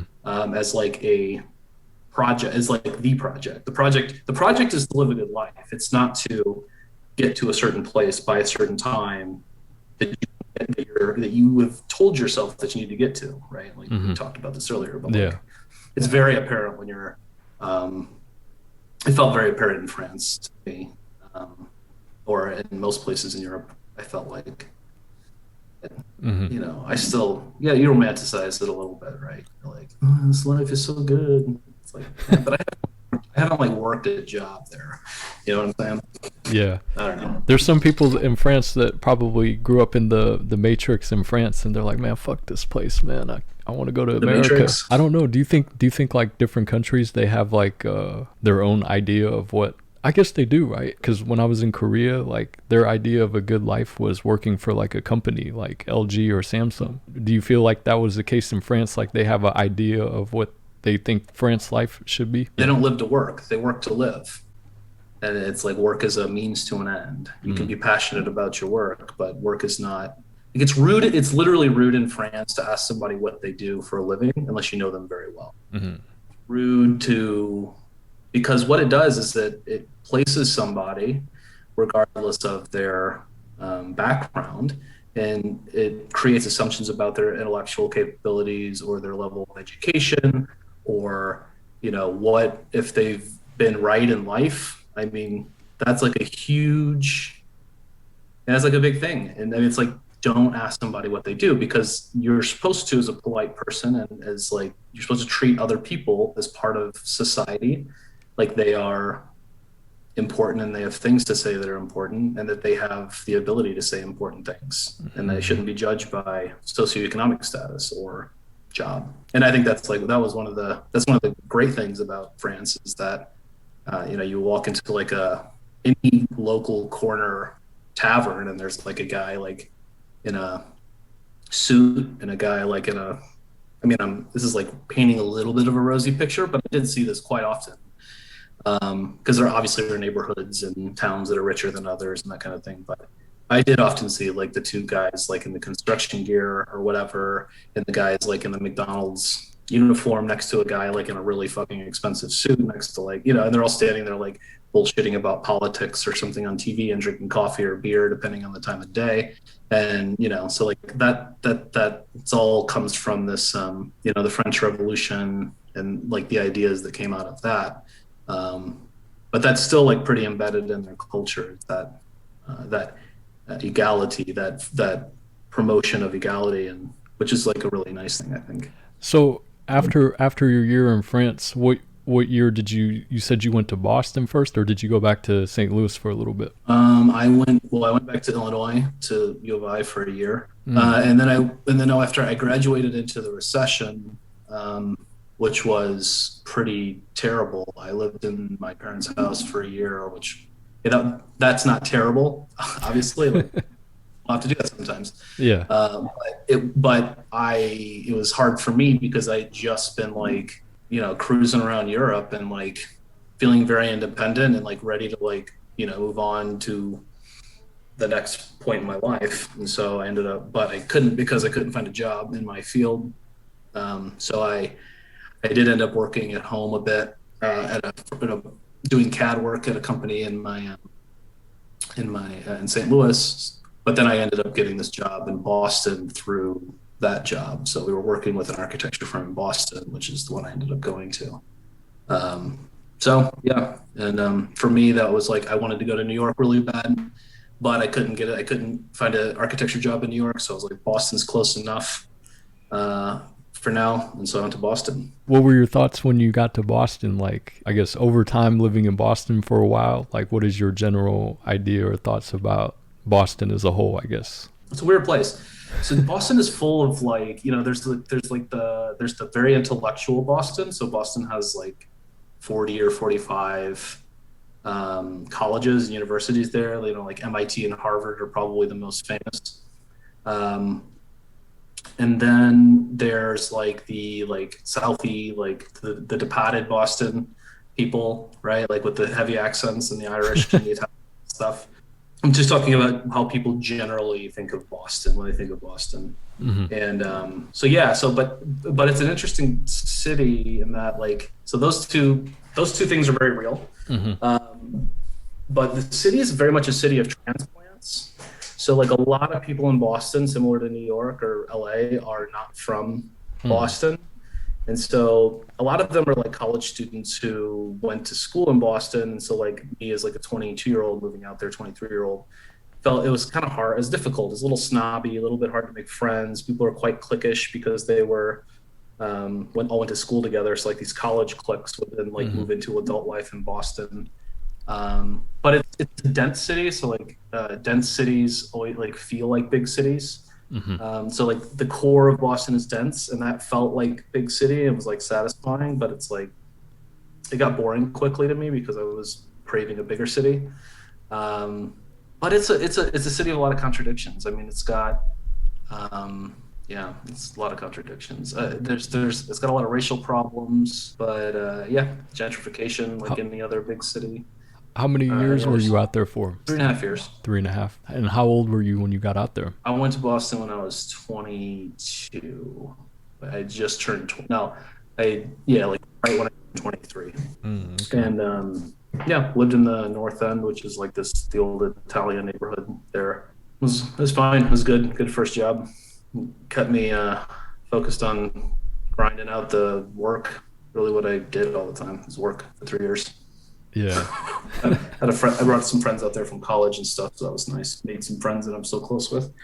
So yeah, really good experience. But and then what led you to New York City, or what was your path or journey from Boston getting to New York City? So I was working on a new subway system in Saudi Arabia at the time. And shit! So you were out in Saudi Arabia? I did go to Saudi Arabia, yeah. Damn, man. How long were you out there for? I was in Saudi Arabia for just for a month. Like a month, and I did a month in Abu Dhabi and a month in Saudi Arabia. And a couple of years ago, I did 4 months in Colombia. So that's like, those in France were kind of my big international. Colombia and South America, right? Yeah. Oh, okay. But anyway, I was working on this new subway system in Saudi Arabia, in Riyadh, which is the capital. And basically, let me think of it. So they actually asked me to come live out there for 6 months. I was like, they were going to pay me a shit ton of money for a 24-year-old at the time, 25-year-old, and I was like, fuck yeah! I'm like, I'll come to Saudi Arabia for 6 months for that money. And I got rid of my apartment in Boston and was like 2 weeks away from going, and they still hadn't signed the contract. And I was like, guys, what the hell is going on? And they're like, oh, we're actually not going to have you go. And I just got rid of my apartment. I'm like homeless in 2 weeks. They're like, well, that's your problem. My boss did end up giving me like a bonus because he felt bad, but like I was I was pissed, but at the same time I was like, and then I knew that they were going to be doing the next phase of work on that project in New York and that I would be like well positioned to make that transfer. And so I was like, I'm like, yeah, I'm going to go to New York. And my boss is like, who really wanted me to stay. It was like, no, don't go to New York. He's like, and I'm like, I'm going to go to New York with the company and your help, or I'm like going to leave the company and go to New York. And he's like, okay, fine. So he helped me. I slept on my buddy's floor for like 2 months on an air mattress. And then I moved down here. Then when I got here, I slept in like a not a boarding house, but like they have these apartment buildings that are like, each floor has like 5 or 6 bedrooms that are all rented out individually, and then they have like a bathroom and a kitchen that's shared on each floor. So I like squatted in one of those because like the landlord had sold the building and like skipped town. She like called all the tenants in one day before I got there and was like, guys, I just got paid $3 million for this building that she bought in like 1985 for like $110,000. Like, I'm retiring and I'm leaving like tomorrow, so you have to be out by the end of the month. See ya. So my two buddies who were living in the building were like, hey, the landlord's gone. Do you want to just like squat in this room for like a month and then we'll find an apartment? And I'm like, yeah, sounds good. I'm just like living for free in this building, like throwing parties and like wild, weird month. And then I moved into my next apartment. But that was the path, right? It was like through a project and through the company I was working for. It's like the easiest possible path to go. It was like, well, there's a lot better like New York arrival stories. Like, I arrived here with nothing and like slept in the subway for 3 months and like, whatever. That's pretty good, man. I don't think a lot of people can say from Collinsville can say they squatted in a place for 2 months. It was like 3 weeks. It was like a safe squat. It wasn't like secret or anything. That's a good story. Yeah. What year? So what year was that then? That was when you got to New York City. 2014. 2014. Okay. Yeah. So you've been there since then, huh? Yeah. So do you see yourself being in New York City for a while? I think I'll be here for a while. Just because I just don't know where I'm gonna. I don't like. I always want to go back to New York, like every time I leave. So I think as long as I feel like that, then I'll probably be here. The cities are crazy. I mean, it's a really interesting time in human history, because cities began like as a place to like trade agricultural products, right? And so that's how they started, and that's how they grew up, and then they became places of seats of government, because that's where the money was, and then there's like seats, and then commercial trading and goods trading, and then manufacturing, and then now and there's like the next economy, the white collar worker economy that's like which is what drives a lot of cities now, and it's like like none of that has to happen in cities anymore. Like, money is digital. You can do all the transactions or communicating or bargaining or whatever needs to happen to make something happen. Everything can be done on the internet. And it's like cities are really like in this place now where they exist for cultural reasons. They're like, it's like they that's really the only need you still have for cities to exist is for at this point is like really cultural exchange, which I think is like a really, I mean, to a degree, right? There's still uses for it, but that's the direction that we're going. And so like for the first time ever, we're like, what's the future? Like, not the first time we're asking the question, but like, what is there going to be a city? Are we going to like decentralize the world was like 99% agrarian up until the Industrial Revolution started. And cities were just like, definitely the exception. And up into the pandemic, we were, I think, over the whole world population was over like 50% in cities. And so like there's just been this mass migration of humanity into urban environments for a couple hundred years. And now there's the possibility. I mean, it's that trend is starting to reverse. Whether it continues to reverse and it's not just a blip is another question, but the trend is reversing. And this is the first time this trend is really reversing, like ever. I mean, you've had city exodus, but people have always like stayed. Like, I don't know if it's the first time it's happened ever. I don't want to make that jump, but it's definitely a reversal in trends. And so it's like kind of scary. Like New York like the core of its like Manhattan. Just talk about Manhattan because I'm not like there's a lot of shit going on in New York City, but like the core like Manhattan, like hustle bustle, like big money, big power, like thing is all there's like it's like a fifth of the companies are like, we're not having anybody come back, and then like 2/3 of the other a fifth are like, no, we're like I think they're only expecting like a fifth of office workers to return to New York full time. And it's like, and like 60% like halftime. So like it'll never come back to like, it'll never be what it was. Mm-hmm. Like that day, that really intense daily hustle, like it will be very surprising if you'll ever like get the energy in New York City that it's famous for. Mm-hmm. That Midtown Manhattan business district, like middle of the day, like people everywhere, like cell phones and cars and like just very like frenetic energy Mm-hmm. is like, you know, we might not see that again for a very long time. You think the pandemic had a lot to do with that, or? Oh, a pandemic had everything to do with it. I mean, most of those people in Manhattan these days are all white collar workers. 99, and not all of them. Obviously, there are people working in restaurants and stores and all of that. Mm-hmm. But like the really big hordes and masses of people were all people, you know, there for work, or like white collar people there for work. And the pandemic, people, you know, work from home was already starting, but it's really like now it's like a thing. And and it's not just like a lifestyle thing. Companies they're licking their chops. They're like, fuck, we only need like half the office space that we had before, or a fifth, or none of it. We can save all this money. Like, fuck it, we're out. You know, like let's get out of here. And so there's like a big economic. Now that we know that we can do this, it never would have been tried, or it would have taken decades for us to get to a work from home, like business economy, whatever. But now that we've tried it, we can see that it's possible. People are like, all pandemic, obviously related. People are like, yeah, we're going to save all this money. And so like what happens to all the office buildings? What happens to like the millions and millions and millions and millions of square feet of buildings in Manhattan or downtown of any city? And like, it's a really exciting about what could happen. Like last time this happened was when like in New York was when the factories emptied out and manufacturing left the city.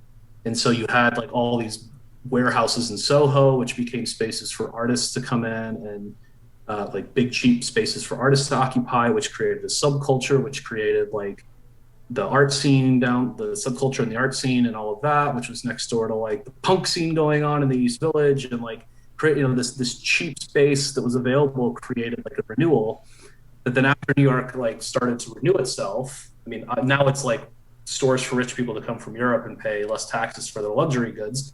But that's like that was the ultimate.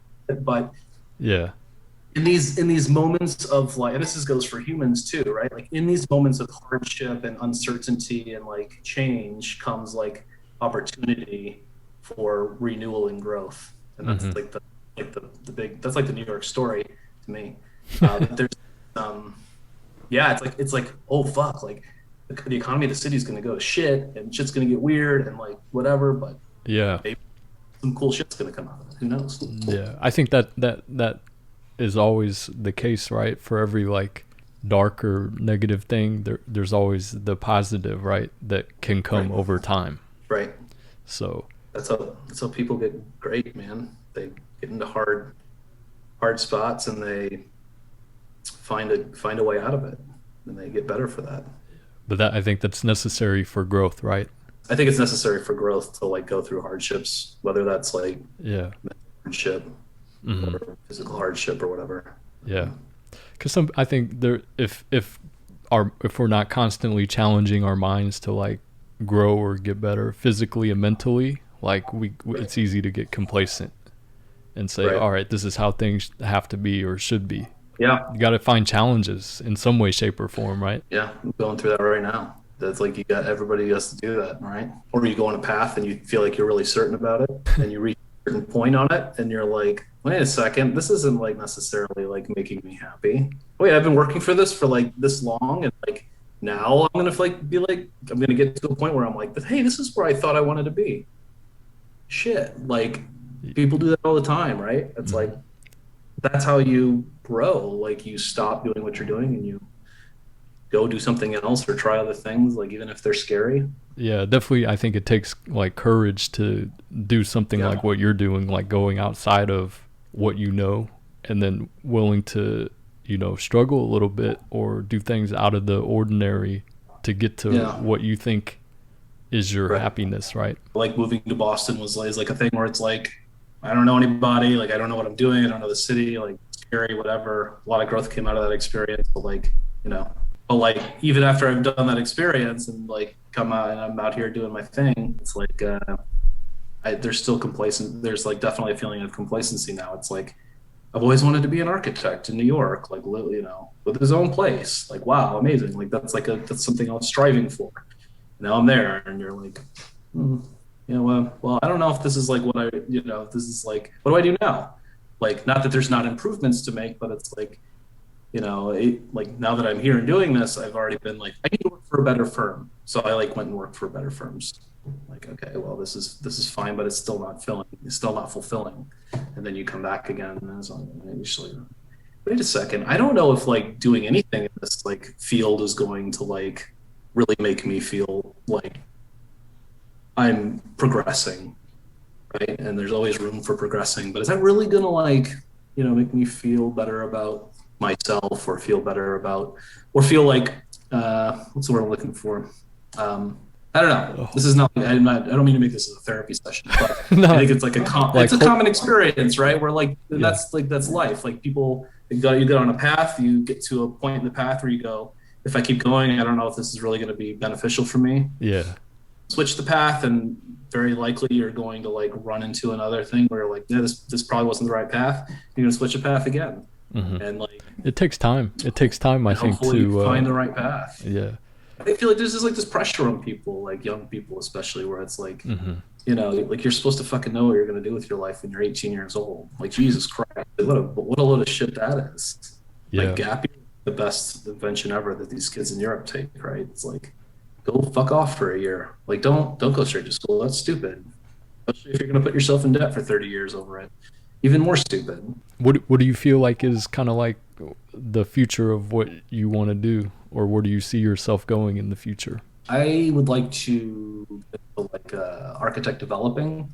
So like where you're a developer and the architect. So basically you're your own client and you raise money to build the buildings yourself. So you're doing two roles of the developer who's raising capital and funding a project, and then and the client, which is usually one company or role, and then you've got the architect who is like providing the design service to that client. So there's a methodology or a number of practices that mixes those two things together. Mm-hmm. So what happens then is like you can usually build better architecture for cheaper, because there's less like architects who are developing something are more interested in creating. Obviously you want to make money, but it's not all about making money. So like there's like an extra thing, like I want to create something beautiful. Mm-hmm. That's really what I want to do. I just want to create nice, like really beautiful buildings, and not on some like and not have to build what somebody else thinks is beautiful. I don't know. That's not really good to describe it, but I think just getting into like developing your own work, I think is exciting. But also I could just stay doing what I'm doing. I also like I'm doing big public infrastructure projects that are good for the world and society and nice in that way. So it's kind of a fork in the road I'm at if I stay in this business at all. It's like thought a lot about what I could do outside of architecture, and I've come to no conclusions yet. So I'm still trying to figure it out myself. It takes time. I think it's kind of like when you get to that point, you'll just know, right? In your heart, you'll get that feeling.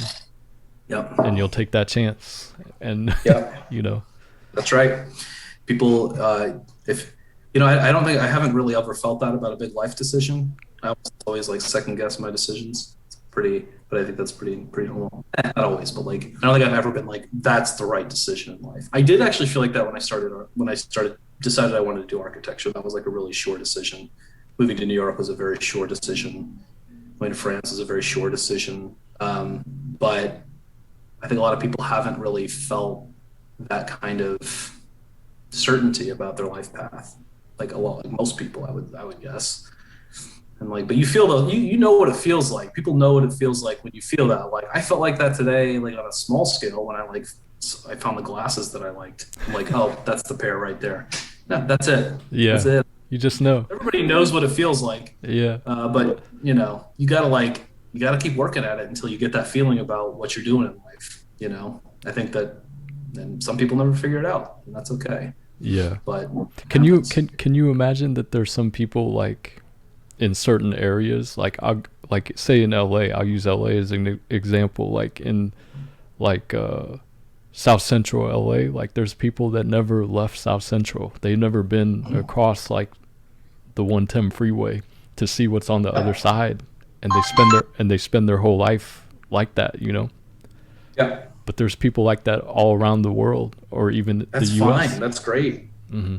It's like it's like we're talking about careers and like we're talking in a very slim like margin. We're talking in a very very slim like margin of like almost I would almost say class, like, where you have like the luxury of like being able to like fuck around with like figuring out your life path. I mean, a lot of people are really grinding for survival on a daily basis. And I'm not saying that about people in South Central LA, but I'm just saying Yeah. in general, right? So we're talking about careers specifically, but one thing that, I mean, like to talk about people like that and people who choose to do that, or people who are in a position where they have to do that. Yeah. They're often like the happiest people. Like they're often like very happy people anyway. I mean, like and it comes back to like New York is like it's actually quite a friendly city for people who aren't from here or don't visit here. It may not seem like it on the street, but like when you get to know people, they're quite nice. But the thing, like in LA and New York and San Francisco and Chicago and like these big cities, that you find that at some point you will find that, you know, community and loved ones are really what makes life, and like dedication to like people is really, I mean, this is like the most cliche thing, but like I would have said when I was 23, like, oh yeah, okay, I've heard that fucking thing before. But like, you really like, you can grind your face off in your career if you have that opportunity. But like that, like going, it's not going to make you happy, right? Like you, like people find happiness in like, I think, I'm still trying to get there. But people find happiness in like their communities and like the people around them. Love. I mean, it's like comes down to love, right? It's like Yeah. you gotta love people and like be part of like something with the people around you. And I think everybody can probably find happiness as long as their basic needs are met in that mode. Yeah. You sound like you just did some mushrooms. What? You sound like you just did some mushrooms. No way, dude. That's in like a couple hours. No, I'm just kidding.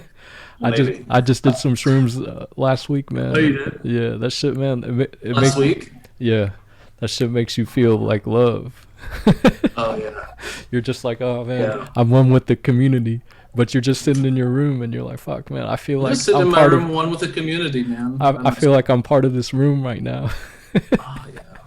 I know, but you can also feel like the community is watching you if you have a bad trip. You know, you're like, am I okay? Am I doing something wrong? Everyone's like, dude, you're just chilling. You're like, I don't know, man. Like, Yeah. I feel like something went wrong here. Like But you can also feel a lot of love. Have you ever But you- have you ever did too many edibles where you got really paranoid? Paranoid? Yeah. No. Oh. I've smoked and gotten paranoid, like sativa. Uh-huh. But when I take edibles, I always take almost 99% of the time I take it chill out. So I usually just like sink into the floor if I take too many. You know, laying on my couch, like I don't know what's going on. Like just mind head away or whatever. Yeah. Usually, shrooms are great. Once in a while, a little acid once in a while. I mean, I haven't in a long time, but it's also a fun. How was that? Because I've never done acid in my life, man. But like I've always wanted to try it. I'm thinking about it, man. Like how would you say your experience was on that? I don't know. It's been a long time. It's been like probably I haven't done acid since like 2011. I don't really remember it that much, other than we were like, there's like 3 hours of like exuberant happiness, followed by like 5 hours of like 6 hours of me with two other people, just like in our own world, like high as fuck, like walking around, whatever. I mean, I'm sure that would have been we were like walking around downtown St. Louis in the middle of the night on like a Monday. I'm like 23, like I don't know. Maybe I've only had that's it. I can't give you like a thing. I don't know. It was fine. You should do it. It's just lasts a long time. Just like fuck, like when I was like 12 hours later, you still like feel it. You're like, I'm kind of done with this, you know. But there's no escaping. You just kind of got to wait it out. Yeah. Same as drunk or high or any other, you know. There's always that perception that people have of like trips or drugs if they've never done it before, and they just see like movies like on, you know, movies, TV shows, or YouTube videos. Like their perception of something is could be different until they try it, right? Your perception is really like it's, you know, when I, before I think of before I did psychedelics the first time, I thought that I was going to see like a horse jump out of a wall or like some painting like actually come to life.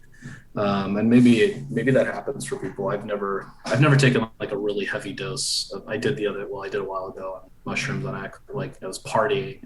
I took a bunch of mushrooms and kept taking mushrooms, and you know I got really like that was the only time I've been weirded out. But I never saw like shit like that. It was always like it's just like colors and things are like moving and colors are really intense and like I remember going to bed on acid and like feeling like I thought I was like inside of a lung. Like I felt like the blankets were breathing on top of me. It's kind of like this like wavelength thing that happens. When you did shrooms, did you feel like there's something else? Like there's something else out there besides what we know? I did feel that on one trip that I've been on, but I feel like it was just reinforcing like already held beliefs. I didn't feel like there was like a being, like a deity that was out there, but you do feel like that oneness with the world. Yeah. And by the way, I mean like you're like, oh my God, like we are just part of this big beautiful like this like you're just like how like the whole like the idea of the dichotomy between the mind and the self and the world around you, like, you know, we have this like feeling like we're an entity and the world is everything else. But like in, you know, you get in those, so you could do it with meditation or other, you know, spiritual practices as well, but to really feel kind of this oneness with nature and other people, and that we're all like connected in some way that maybe we don't understand.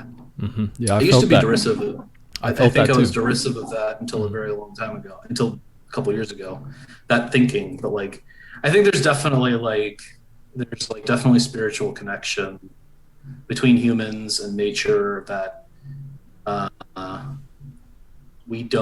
that are completely ignored by modern society.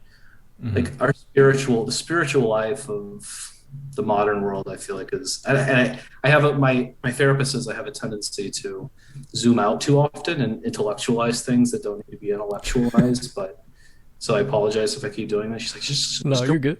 But there's I think the modern world is like, so at least the Western world, I can't speak for the rest of the world, is so devoid of spiritual growth and understanding, like in life. I mean, it's you know what stops a lot of people from understanding that though? Ego, man. It's all ego, pride and ego, man. 100%. If people don't let their pride and ego go, man, they fucking can't be spiritual. People, yeah, when that's how I like first rediscovered like a spiritual sensibility was going through a breakup. You know, it's like you feel that there's humility that comes with that, and like feeling those emotions, and you go, okay, well.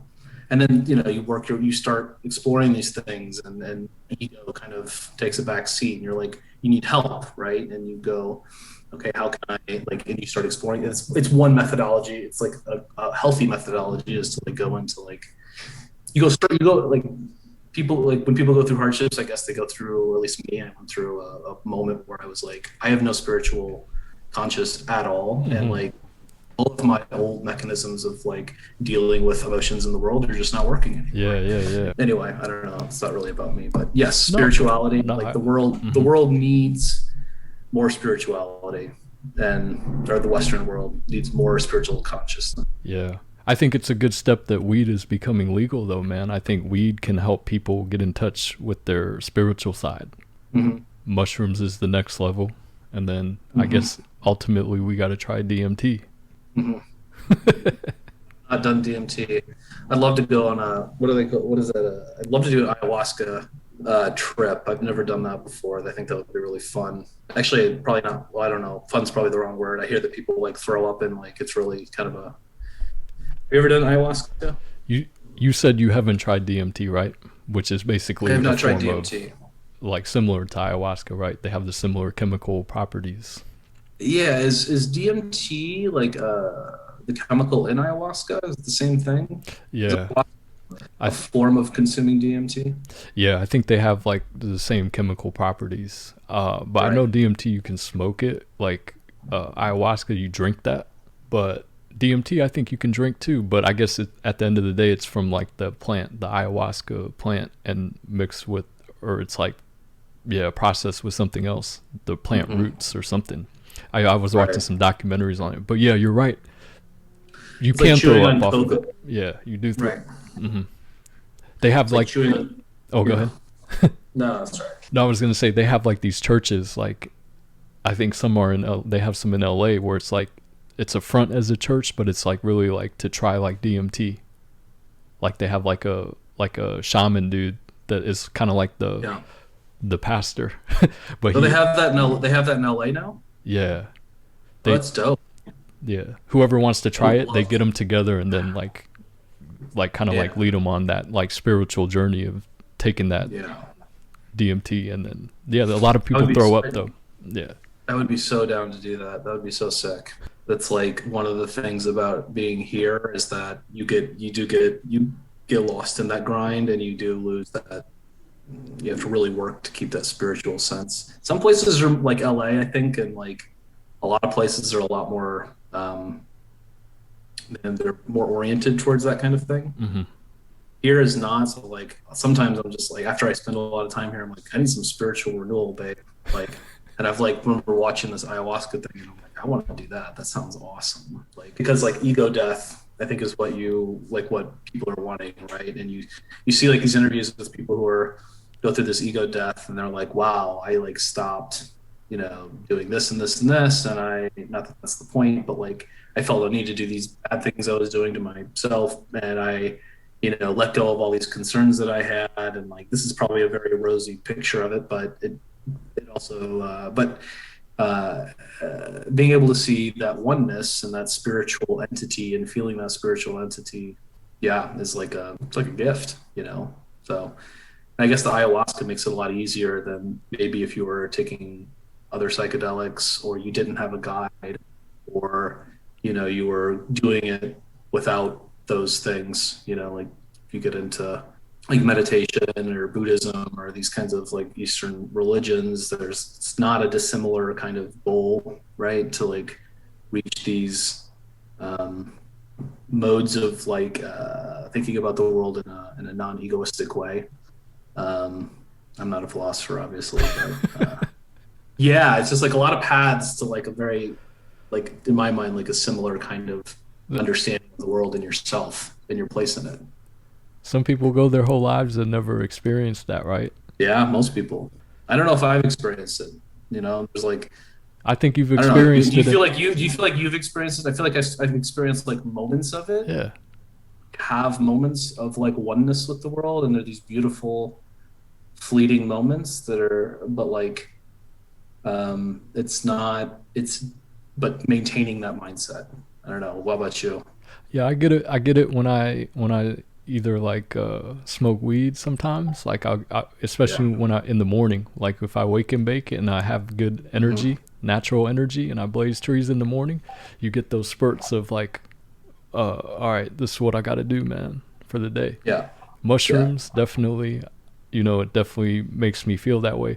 But then I think, are these? I know they're just moments of feeling, but maybe we're not supposed to feel that way like all the time, right? No, definitely not. Otherwise, we would. We're supposed to feel like sober, I think, most of the time. I had a friend who would always talk about psychedelics and like smoking in the very same way that you're talking about it. And like, you know, I think it's great that people like find those things and those things.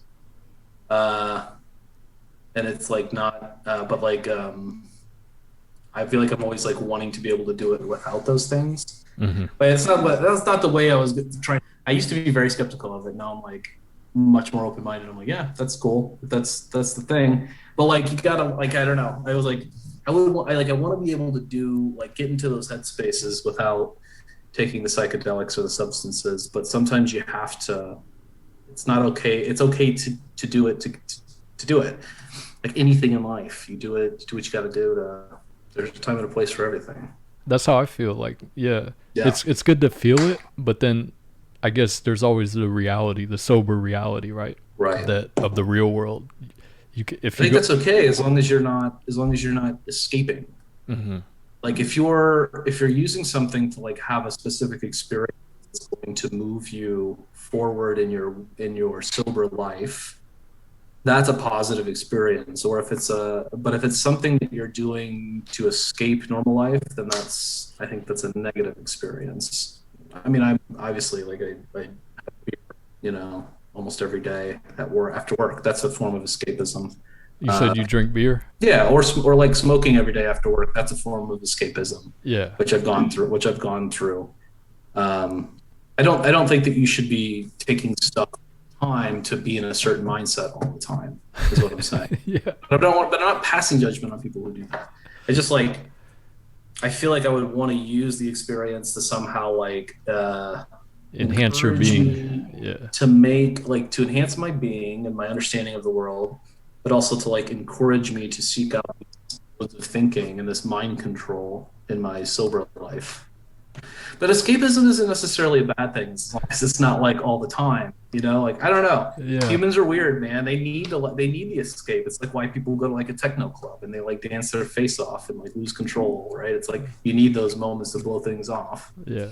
I always Or say, like fucking Romans having Saturnalia and like getting naked and having orgies and like reversing societal roles. It's like very cathartic, and then everybody goes back to normal. It's like great.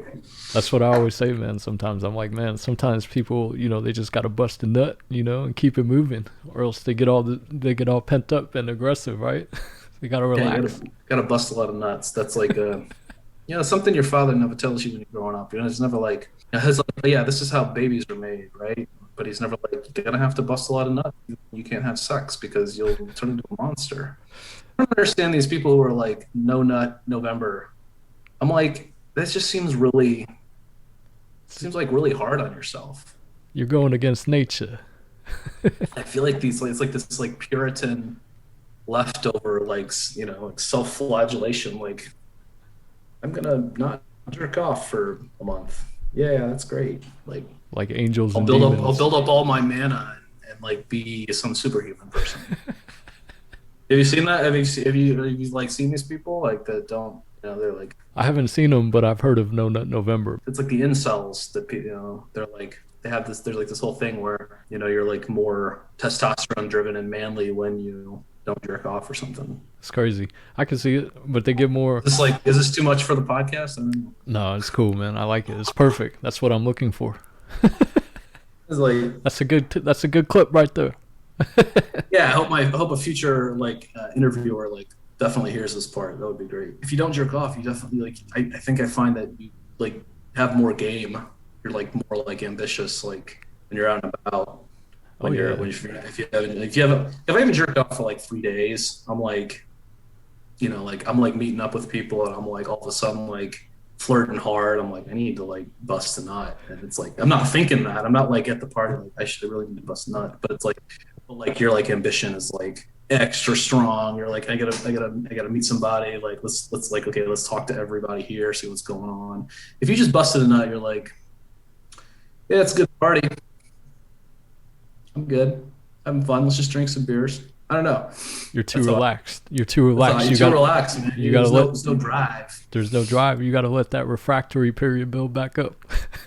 Fine. I'm glad that you've like found like this thing that you love to do, and you're like it's awesome. Thanks, Andrew. You too, man. Same with you. Right. As far as like your journey in life and your architectural life, and I think it's like as we talked about, never feel like trapped as far as like okay, this is it. It's always like what's the next thing we can get into or grow into, and change is good. Change is good. Change is healthy. Yeah, as we just die.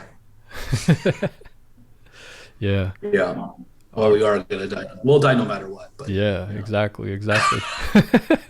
one thing we all have in common. Good to talk to you, man. All right, Andrew. Talk to Thank you you, man. later. Yep. Yeah, man, it was good. All right. All right. Take care. All right. Bye. Late.